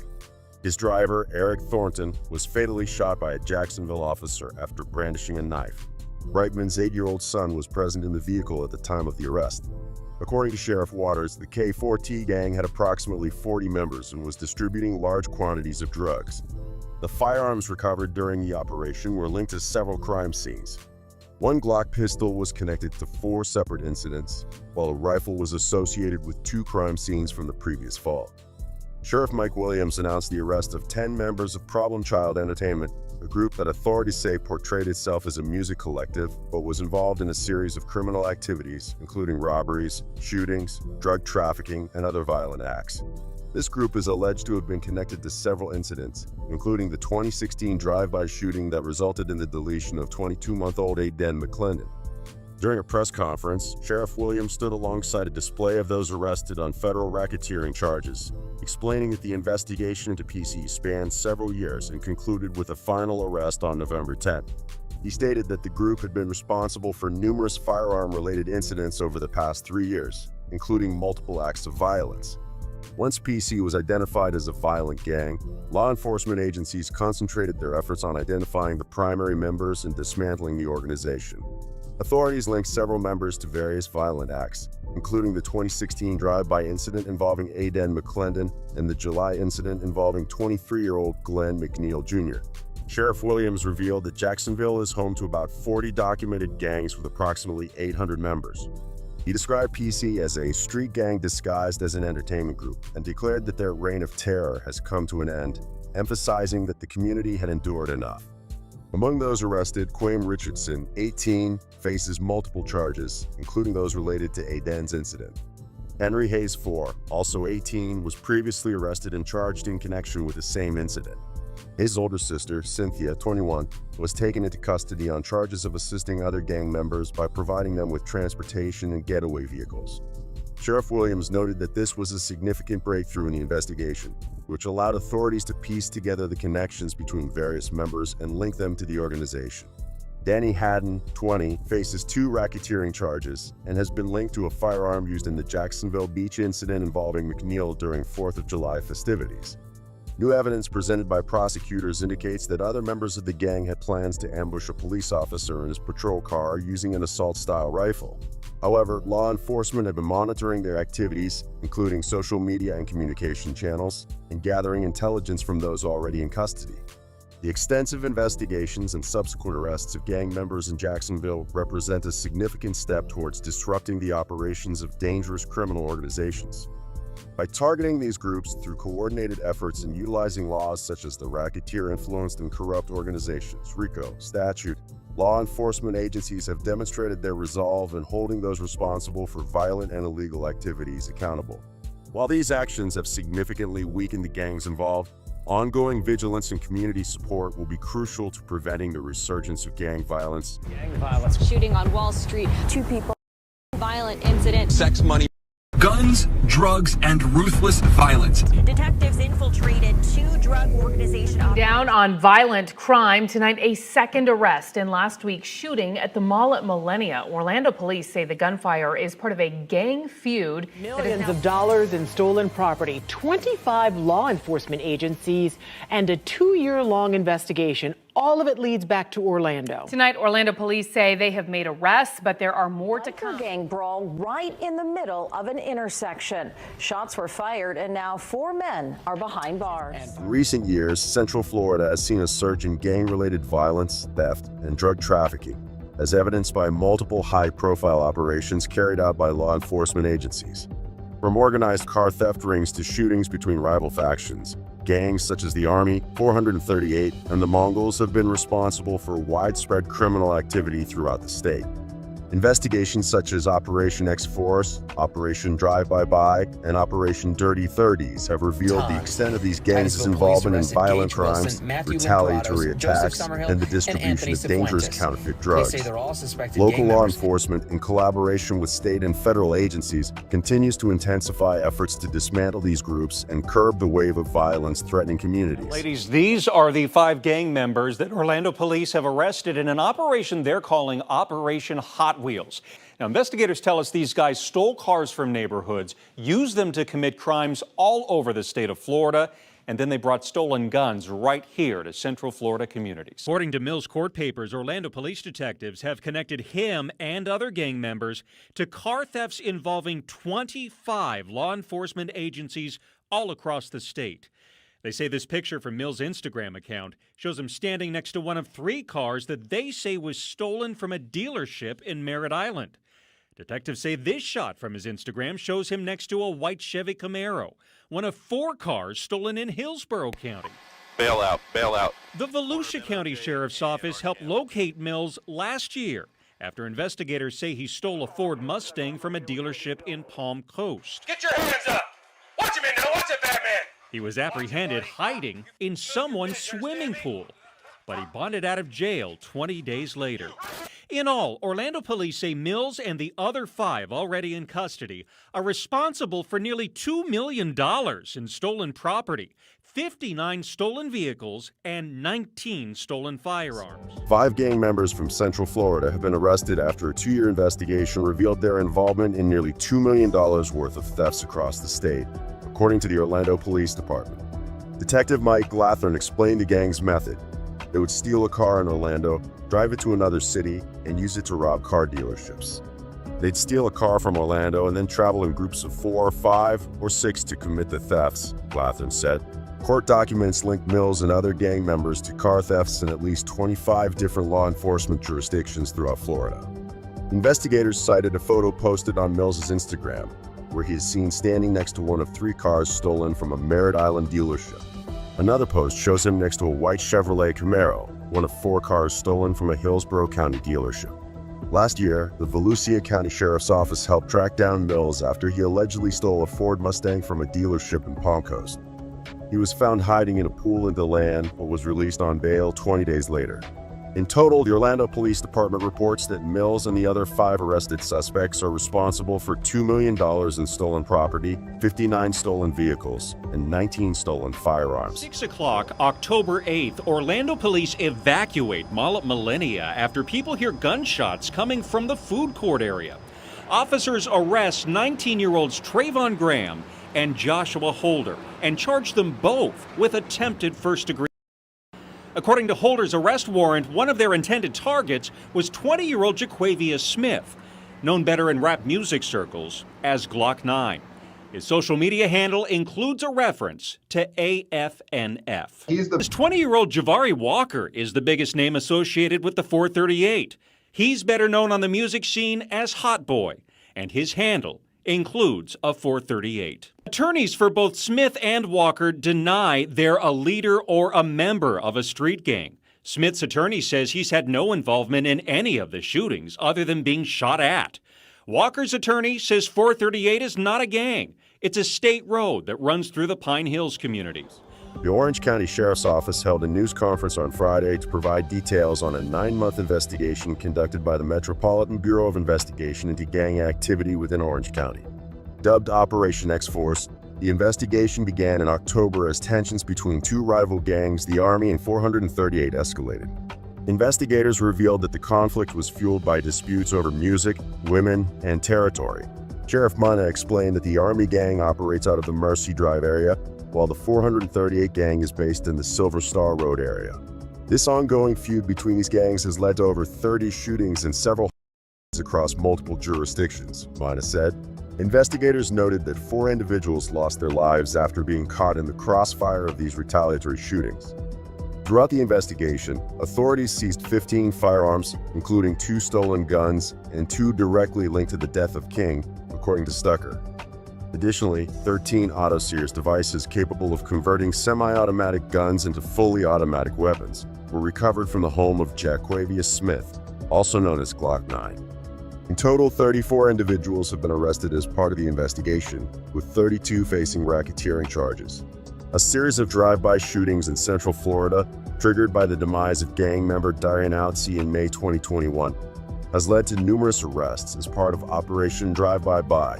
Law enforcement uncovered a cycle of retaliation between rival gangs that escalated over 2 years, resulting in multiple shootings and several. Notable incidents include a gun battle at a Winter Haven bowling alley in January 2022 where one person met their demise and others injured, and a series of drive-by shootings that targeted rival gang members throughout 2022 and 2023. The rise in access to firearms and stolen vehicles has contributed to an increase in violence, with law enforcement making several arrests and recovering weapons and drugs during the operation.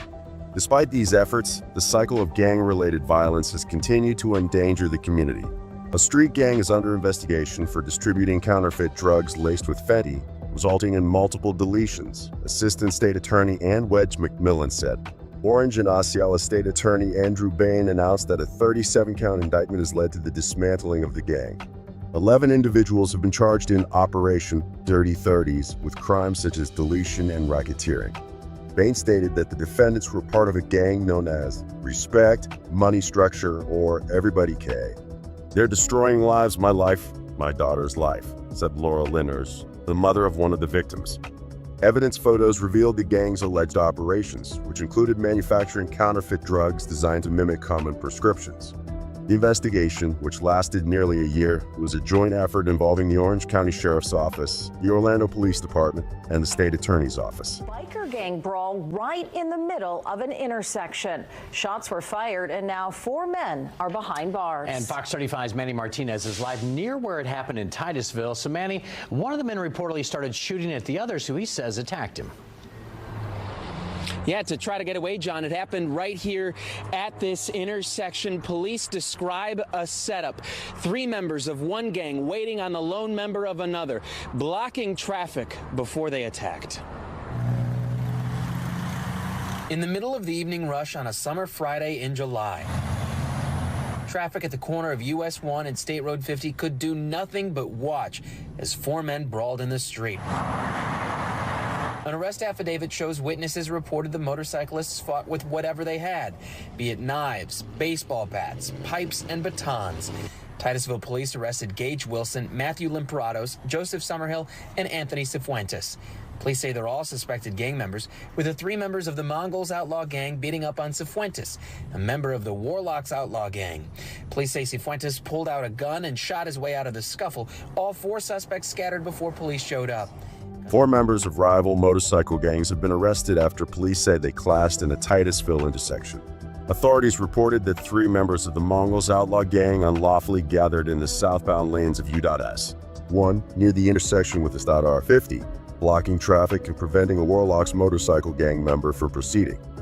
According to police, the Warlocks member dismounted his motorcycle to confront the 3 Mongols who had blocked him in. A physical altercation ensued between the Warlocks member and the Mongols. During the fight, the Warlock pulled out a firearm and fired several shots, prompting all 4 individuals to flee the scene before police arrived. No injuries were reported, officials said. Investigators noted that digital evidence provided by a witness helped Titusville police, along with deputies from the Brevard County Sheriff's Office, Game Over Task Force, and FBI agents, identify and arrest the 4 gang members involved. The 3 Mongols have been charged with aggravated rioting. The string of investigations and arrests linked to gang violence and criminal enterprises in Central Florida underscores the significant threat these groups pose to public safety. Operations like X-Force, Drive-By-Buy, and Dirty 30s have shed light on the destructive influence of gangs, from deadly shootings and car thefts to drug distribution resulting in fatal overdoses. As law enforcement works to hold these gangs accountable and protect the public, Community engagement and continued vigilance will be critical in eradicating the root causes of gang-related crime and preventing further harm to the residents of Central Florida. The recent arrests, including those of motorcycle gang members and individuals involved in major criminal syndicates, represent a step toward restoring safety and justice in the region. Men accused of being part of what prosecutors call a white supremacist gang. Investigators say the gang is responsible for violent crime. New tonight, 9 suspected gang members are now behind bars. Tampa police detectives arresting these men early this morning after a 3-year-long investigation. It's ruthless, violent, and widespread. That's how federal authorities are describing suspected gang members from Hillsborough County who are all now facing charges. The Tampa Bay area has seen a significant crackdown on various gang activities as multiple criminal organizations have been dismantled by law enforcement in recent years. These groups, ranging from local gangs like the Alexander Park Gang and 200 Scudda Gang to larger entities such as the Latin Kings and a Florida-based white supremacist group known as the Unforgiven, have been involved in a variety of illegal activities, including racketeering, drug trafficking, and acts of violence. Through extensive investigations and coordinated efforts among local, state, and federal agencies, authorities have made numerous arrests and filed multiple indictments, aiming to disrupt the operations of these gangs and ensure the safety of the community. Dashboard camera video shows a police chase through a community near Detroit last October. It ended with a suspect from Tampa in jail, accused of carjacking, kidnapping, tying up, and torturing a man. Investigators would eventually charge another Tampa man in connection with the case, Xavier Gardner. Put your hands behind your back! At the time, this may have seemed like an isolated incident, but federal investigators say it wasn't at all. U.S. Attorney Roger Handberg confirmed that Michigan case was connected to a wide-ranging investigation into the Alexander Park, or AP gang, in Tampa. We're told it's named after the community where some of its members grew up. Handberg says one of those shootings led to a break in the case in April 2022. He says a rival gang, member of the AP gang, in the parking lot of Scores Gentlemen's Club on Dale Mabry Highway. 6 days later, we're told a deadly retaliatory shooting happened at a strip mall in the Town and Country area of Tampa. Detectives recovered about 70 bullet casings. We're told that helped connect the dots to several other crimes. Handberg says investigators have now linked the AP gang to robberies in 4 other states, mostly for drugs. The U.S. Attorney's Office for the Middle District of Florida announced that 6 members of the Alexander Park Gang have been indicted on multiple charges, including racketeering and deletion. The Alexander Park Gang, named after a park on North Lois Avenue, was involved in a variety of criminal activities, such as burglaries, robberies, shootings, and drug trafficking. The gang is also accused of committing aggravated assault, home invasion, robbery, and burglary in several states, including Oregon, California, and Michigan. The gang members have been connected to an April 17, 2022 incident at Scores Gentlemen's Club on North Dale Mabry Highway, which resulted in a deletion. Investigators stated that the incident was a result of ongoing tensions between the Alexander Park Gang and the Latin Kings. According to Handberg, a member of the Alexander Park Gang was deleted by a Latin Kings member during that incident. In response, investigators claim that 6 days later, Alexander Park Gang members retaliated by deleting a Latin Kings member in broad daylight. The National Integrated Ballistic Information Network, NIBIN, was used to connect the Alexander Park Gang members to multiple criminal activities in Tampa and other states. Special Agent Kirk Howard noted that the Alexander Park Gang is no longer active, describing it as a sophisticated, well-financed, and ruthless organization that, until recently, was responsible for numerous violent crimes and disrupted communities across the country for profit. If convicted on all charges, the individuals face a maximum penalty of life imprisonment. 4 suspected members of the white supremacist gang Unforgiven, who are from Northeast Florida, sat at a table in front of federal judge Monty Richardson, who ordered they all remain in custody without bond. Prosecutors say the motive to commit such crimes were either to gain entry, maintain status, or increase their position within the gang. They also say the victims were members of rival white supremacist groups like the Proud Boys, Aryan Brotherhood, and Race Baiters. News4Jack's crime and safety expert Ken Jefferson says attacking another white supremacist group is what really sticks out in this case. 16 members of a Florida-based white supremacist group known by aliases such as Shrek, Pretty Boy, and Scumbag have been indicted on 12 counts of racketeering charges, including deletion, kidnapping, and other serious crimes. The group, called the Unforgiven, allegedly utilized corrupt law enforcement officers and state employees to gather information about investigations and to smuggle contraband to incarcerated members, according to the indictment. The indictment states that new members were required to study Aryan philosophy and commit acts of extreme violence as part of their initiation. Members were also expected to get tattoos featuring symbols such as swastikas, iron crosses, and assist bolts, pay membership dues, and attend regular meetings referred to as church. The group established a political branch known as Route 21, which federal prosecutors described as an effort to mask the white supremacist ideology behind their political activities. David Howell, 39, one of the individuals named in the indictment, has been charged with assaulting protesters with a dangerous weapon during a Peace Walk for Black Lives demonstration last June.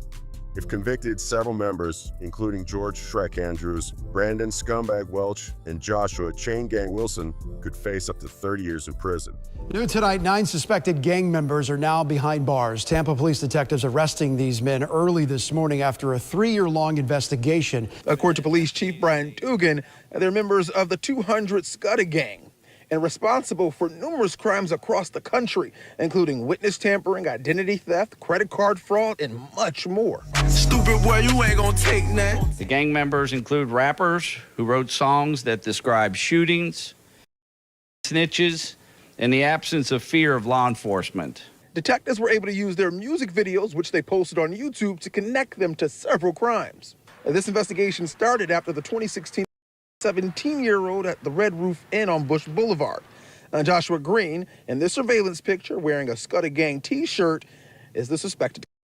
Overall, the members of this gang have been hell-bent on committing serious crimes. The chief says this investigation is far from over and may be more arrests to come. The term scudda is a slang expression meaning let's get it. And according to Tampa police, it refers to making money by any means necessary.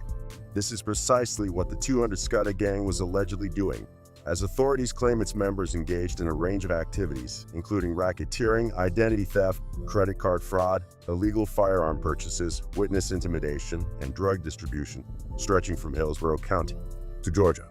Following a 2-year investigation, Tampa Police Chief Brian Duggan announced on Tuesday that 9 individuals had been arrested, with additional arrests expected.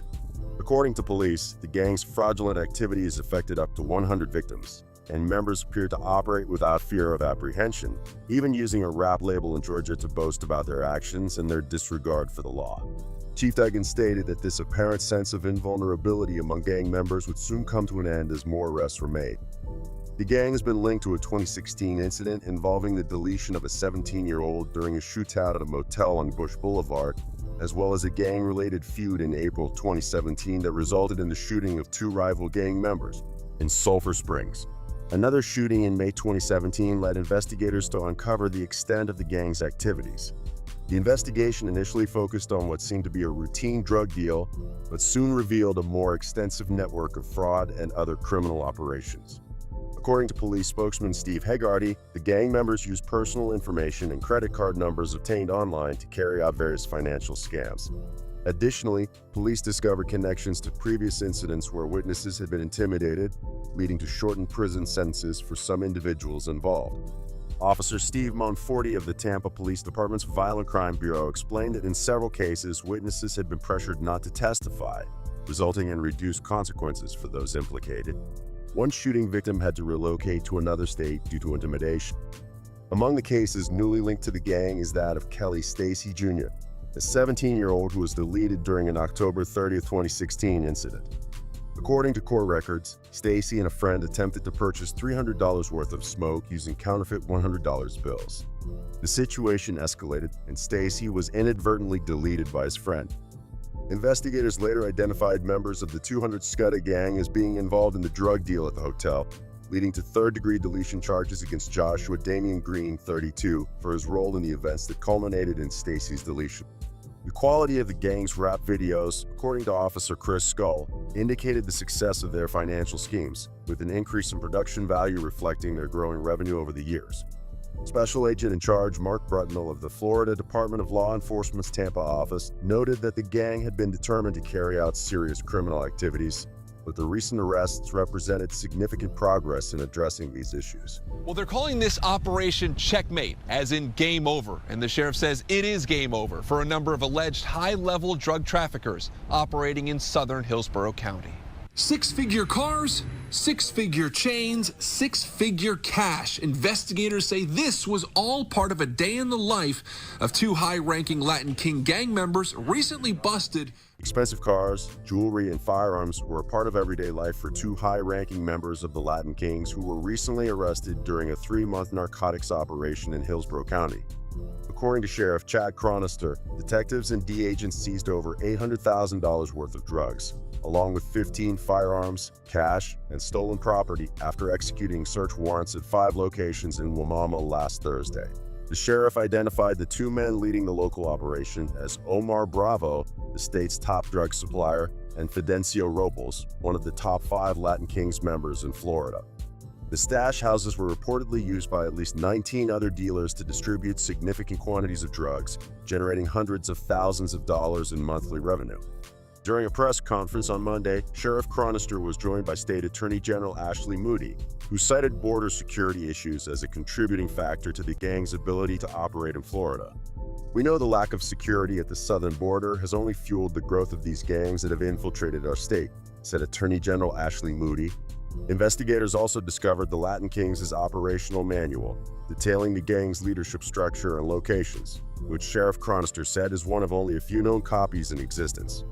The sheriff added that the seized firearms are being tested to determine if they are linked to other crimes in Hillsborough County. The successful operations against these gangs demonstrate the effectiveness of coordinated law enforcement efforts in addressing organized crime. With key members facing serious charges, the dismantling of these groups represents a significant step toward reducing gang-related violence and criminal activity in the Tampa Bay area and beyond. While these actions have made the community safer, authorities remain vigilant, emphasizing that ongoing investigation. Right here. That's just the start. That's just the start. Because we know where they work, we know where they do their business, we know who they are, and we know where they live. And the message to them is, we are coming after you with every ounce of resource that we have. We're going to take you out of these neighborhoods, and we're going to put you in jail. We were able to take some very, very dangerous people off of the streets and out of the neighborhoods. Sheriff Rick Bradshaw is talking about 8 men accused of being members of the ZMF and 042 gangs. Men who were in court this morning facing charges of attempted first-degree. The people in the community is they can breathe a little bit easier and a sigh of relief that this cancer is not in their neighborhoods anymore. The sheriff's office says the gang, which was previously named the Haitian Boys, has operated in Palm Beach County from Lake Park to West Palm Beach since 2011 and is made up of adults and juveniles. The sheriff's office claims the gang is involved in more than 50 shootings and numerous criminal and violent acts throughout the county. West Palm Beach police and prosecutors say they've just taken down a major violent organized drug gang that they say operated right there in the 4th Street and Tamarind Avenue area in plain sight of the courthouse windows. Disclaimer: all claims discussed in this video are alleged, and some cases may have not been proven in a court of law. Welcome to our deep dive into the alleged gang indictments shaking up West Palm Beach, Florida. Over the past few years, law enforcement has reportedly taken aim at several notorious criminal networks, including groups allegedly known as the ZMF-042, the 4th Street Gang, the Firehouse Clique, and the Westgate Bloods.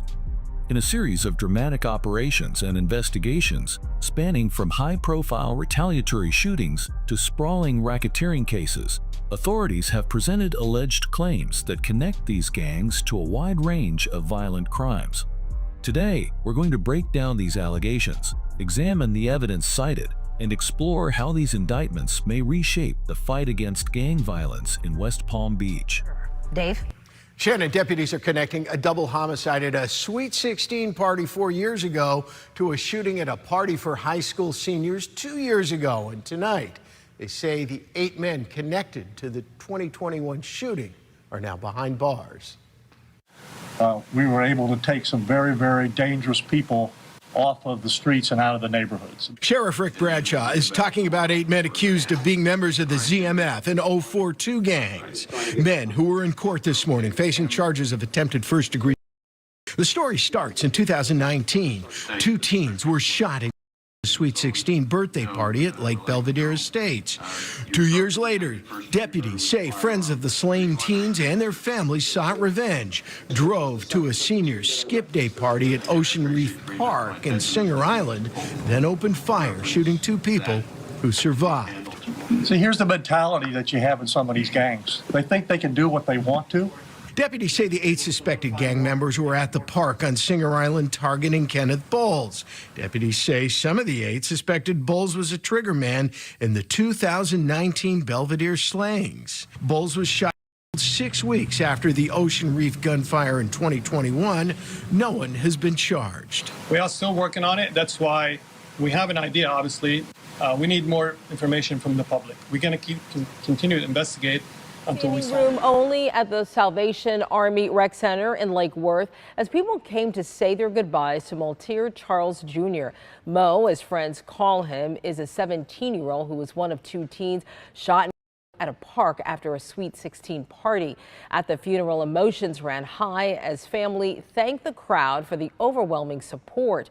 Family says that Mo loved life and loved basketball. They say he had planned on going on to college after high school In a chilling graduation. chapter from Palm Beach County, authorities have allegedly arrested 8 men linked to a trail of violence, including 2 deletions and a string of retaliatory shootings. The suspects, allegedly members of the ZMF and 042 gangs, were rounded up after a 2-year investigation. The saga began in 2019 following a double deletion at a Sweet 16 party at Lake Belvedere Estates Park, where 2 teens tragically lost their lives. While authorities allegedly made an arrest in the initial case, the deletion led to a dangerous chain of events, with friends and associates of the teens that met their demise allegedly taking matters into their own hands. Retaliation shootings allegedly occurred in multiple locations across the county, many of them in broad daylight. In November 2020, a shooting allegedly linked to suspects occurred after they reportedly sought revenge over Charles Jr.'s demise. Just as the investigation seemed to cool off, things escalated further. On May 14, 2021, shots rang out once again during a high school senior skip day party at Ocean Reef Park. Witnesses alleged that members of the suspected gang, in white BMWs and wearing ski masks, opened fire. The chaos that ensued left 1 victim hospitalized with gunshot wounds. Later that day, one of the vehicles allegedly involved, driven by Jermaine Sampson, was spotted at St. Mary's Hospital with a wounded McGraw inside. Yet the story doesn't end there. Using a mix of cell phone data, social media messages, and forensic evidence, detectives allegedly connected these incidents and charged the 8 men. Gangs are a cancer in a community, and we're going to cut these cancers out. Palm Beach County Sheriff Rick Bradshaw and State Attorney Dave Ehrenberg announced the arrest of 9 people, including a 17-year-old who they say is a suspect in a in St. Lucie County. The arrests turned up guns, cash, and drugs and follow a reported year-long investigation of the Sama gang. Sheriff's Office says the gang, which was previously named the Haitian Boys, has operated in Palm Beach County from Lake Park to West Palm Beach since 2011 and is made up of adults and juveniles. The Sheriff's Office claims the gang is involved in more than 50 shootings and numerous criminal and violent acts throughout the county. Authorities in Palm Beach County have allegedly arrested nearly 30 known gang members since October. In a dramatic sweep dubbed Operation No Face No Case, 9 alleged members of the Sama gang, operating across West Palm Beach, Riviera Beach, and Lake Park, were apprehended. As one official put it, gangs are a cancer in the community, and they're determined to cut these cancers out. Police tonight say they've crippled one of West Palm Beach's largest organized crime rings, making 19 arrests following an investigation that took a year and a half to complete. Ari Height joins us live from the West Palm Beach Police Department. He has more on how investigators say they broke up the 4th Street gang. Ari? And Todd, just to give you an idea of how prevalent the drug sales were in that neighborhood, the police chief here says he got a phone call from somebody this morning in that neighborhood, not to say that he was witnessing a drug deal, but to say he wasn't witnessing a drug deal. Now think about that for a second. Somebody called police to report that there wasn't a crime in their neighborhood. That right there in a nutshell, that was the idea behind Operation Goodfella. To 19 arrests of people who law enforcement say were part of what's known as the 4th Street Gang, selling drugs near the intersection of 4th Street and Tamarind Avenue. This was so brazen that you could see this with the naked eye from the courthouse. That's how close it was to us. These individuals, they have been operating in this city long ago. I mean, I'm going to go back, say, 15 years. Ehrenberg says a 16-year-old shot another teen in the face because the victim was disrespectful. The shooter is one of the 19 now in custody, part of what police call a, quote, work in progress. And what they would do is they would recruit people who had clean records so that they could buy guns for them, and then they would sit in the alleyways in broad daylight to protect the drug trafficking business with their firearms. In a dramatic crackdown that sounds straight out of a crime thriller, authorities have allegedly tied 19 individuals, including a teenager, to a sprawling racketeering investigation linked to a notorious West Palm Beach gang. On February 6, SWAT teams allegedly arrested 18 suspected members of the so-called 4th Street Gang during coordinated raids, with one suspect still allegedly on the run. Dubbed Operation Goodfellas, the 18-month investigation allegedly targeted brazen, open-air drug deals and criminal activities along 4th Street and Tamarind Avenue. During a press conference, Mayor Keith James, Police Chief Frank Adderley, and State Attorney Dave Ehrenberg revealed that these suspects are allegedly charged with racketeering, drug sales, weapons violations, and even attempted first-degree deletion. Ehrenberg described the drug deals as so overt that they were allegedly visible from the courthouse window. "We're not fooling around," he warned. Among the arrests is a 16-year-old who is allegedly being tried as an adult after allegedly shooting a juvenile for challenging an elder gang member. Police have also seized about 30 firearms, along with vehicles and cash, in what they claim is an effort to eliminate the open drug trade in the city. 30 guns, including assault-style rifles, are now off the streets and will not be used to delete people, said Mayor James, while Chief Adderley warned that 19 people tied to an organized crime ring will allegedly no longer terrorize neighborhoods. The 4th Street Gang is alleged to have been active since the late 1990s. Court records allege that the gang has violent rivalries with at least 3 other local criminal organizations, often dragging innocent civilians into the crossfire. Their criminal exploits are allegedly even flaunted on social media, with members posting videos, bulletins, and music clips under the banner of their own label, Entrepreneur Entertainment. According to a probable cause affidavit, the gang allegedly dissolved after its leader's death in 2015, only to be reformed following a series of deletions between 2015 and 2017. Their alleged operations are centered in an alley between 3rd and 4th Streets, adjacent to Tamarind and Douglas Avenues, where they allegedly conduct narcotic sales while openly displaying firearms to intimidate rivals. Assistant State Attorney Diva O'Brien noted that the suspects allegedly trafficked a range of drugs. Authorities claim that this operation has allegedly decimated the 4th Street Gang, sending a clear message that such criminal enterprises will be met with the full force of the law. Yes, 14 members of the Firehouse Clique have been arrested. The sheriff says he's removing terrorists from county neighborhoods. We are coming after you. Firehouse Clique is being extinguished. Palm Beach County Sheriff Rick Bradshaw's response to members of the street gang Firehouse Clique after a 2-year investigation resulted in the arrest of 14 of their members. This is a bad group that has been involved in really, really bad stuff for a long time. And these guys are all facing now the charges of racketeering and conspiracy to commit racketeering.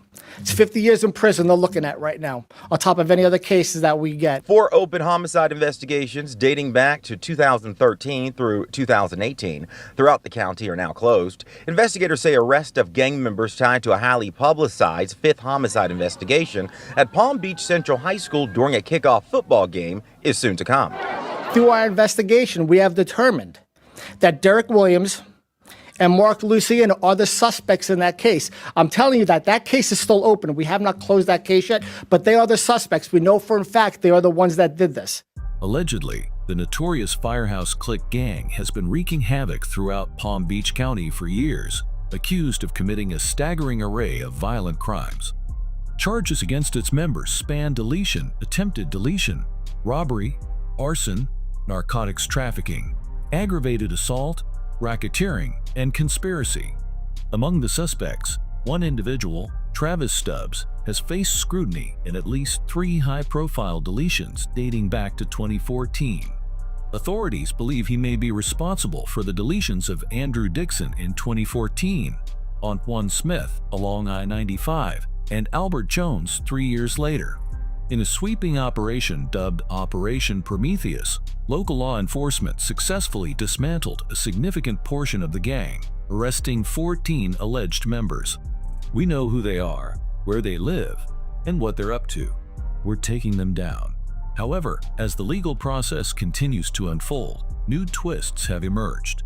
Some of the initial charges for 4 gang-related deletions between 2015 and 2018 have been reduced or dismissed. The case now hinges on a complex network of trespassing, drug offenses, firearms violations, and violent crimes, with less deadly but undeniable evidence connecting the gang's activities. Despite this shift, 3 members of the Firehouse Clique have reportedly accepted plea deals. This sent shockwaves through the community, reducing their potentially lifelong sentences to just a fraction of the original prison time.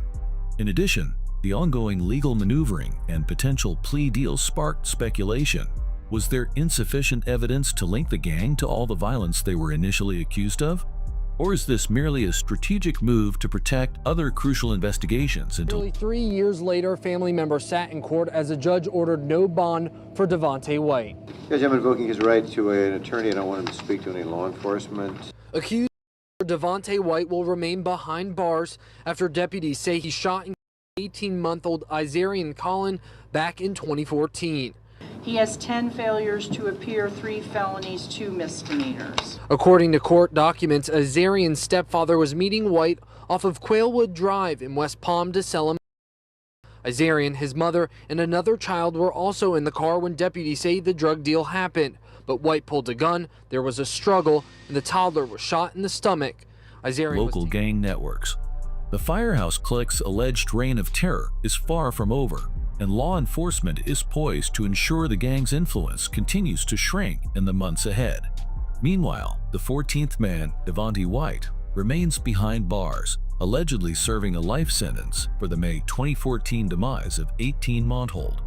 Allegedly, 5 gang members from the West Palm Beach area have been taken into custody amid a dramatic sweep of car thefts and burglary across Palm Beach County. Authorities allege that members of the so-called Westgate Blood gang were tracked to a residence off Military Trail, south of Southern Boulevard, early on June 22. According to law enforcement reports, officers monitored the group and a stolen vehicle for over an hour, piecing together a late-night, early-morning operation that began when 3 stolen cars were spotted in a suburban West Palm Beach housing complex. One vehicle was allegedly taken from a Tequesta home, while the other 2 had repeatedly eluded Boca Raton police. The investigation took a cinematic turn as the suspects were seen driving a stolen 2013 Kia Sportage, making a pit stop at a gas station on Haverhill Road to pick up Turner, and then cruising through Lakeside Mobile Home Park in the Westgate neighborhood. Witnesses allege that the group made several stops, first in the acreage and then in Wellington, where they were reportedly seen testing door handles of parked cars. The suspense escalated when agents closed in on the group as they headed back toward the initial location. The suspects allegedly sought refuge in a nearby home known to Payne, but eventually surrendered to authorities.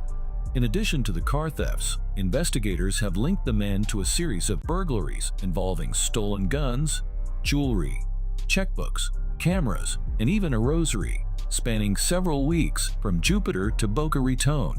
3 of the individuals reportedly confessed to their roles in some of these crimes, while 2 maintained their silence, insisting on legal representation.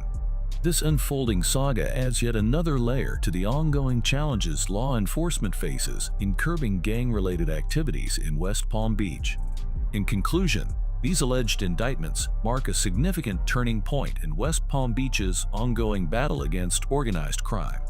While the claims are still unfolding in courtrooms, law enforcement remains steadfast in its commitment to dismantle these criminal enterprises and restore safety to the community. As the legal proceedings continue, the impact of these alleged actions serves as a stark reminder of the challenges and the determination facing authorities in their quest for justice. Stay tuned for more updates on this high-stakes legal drama.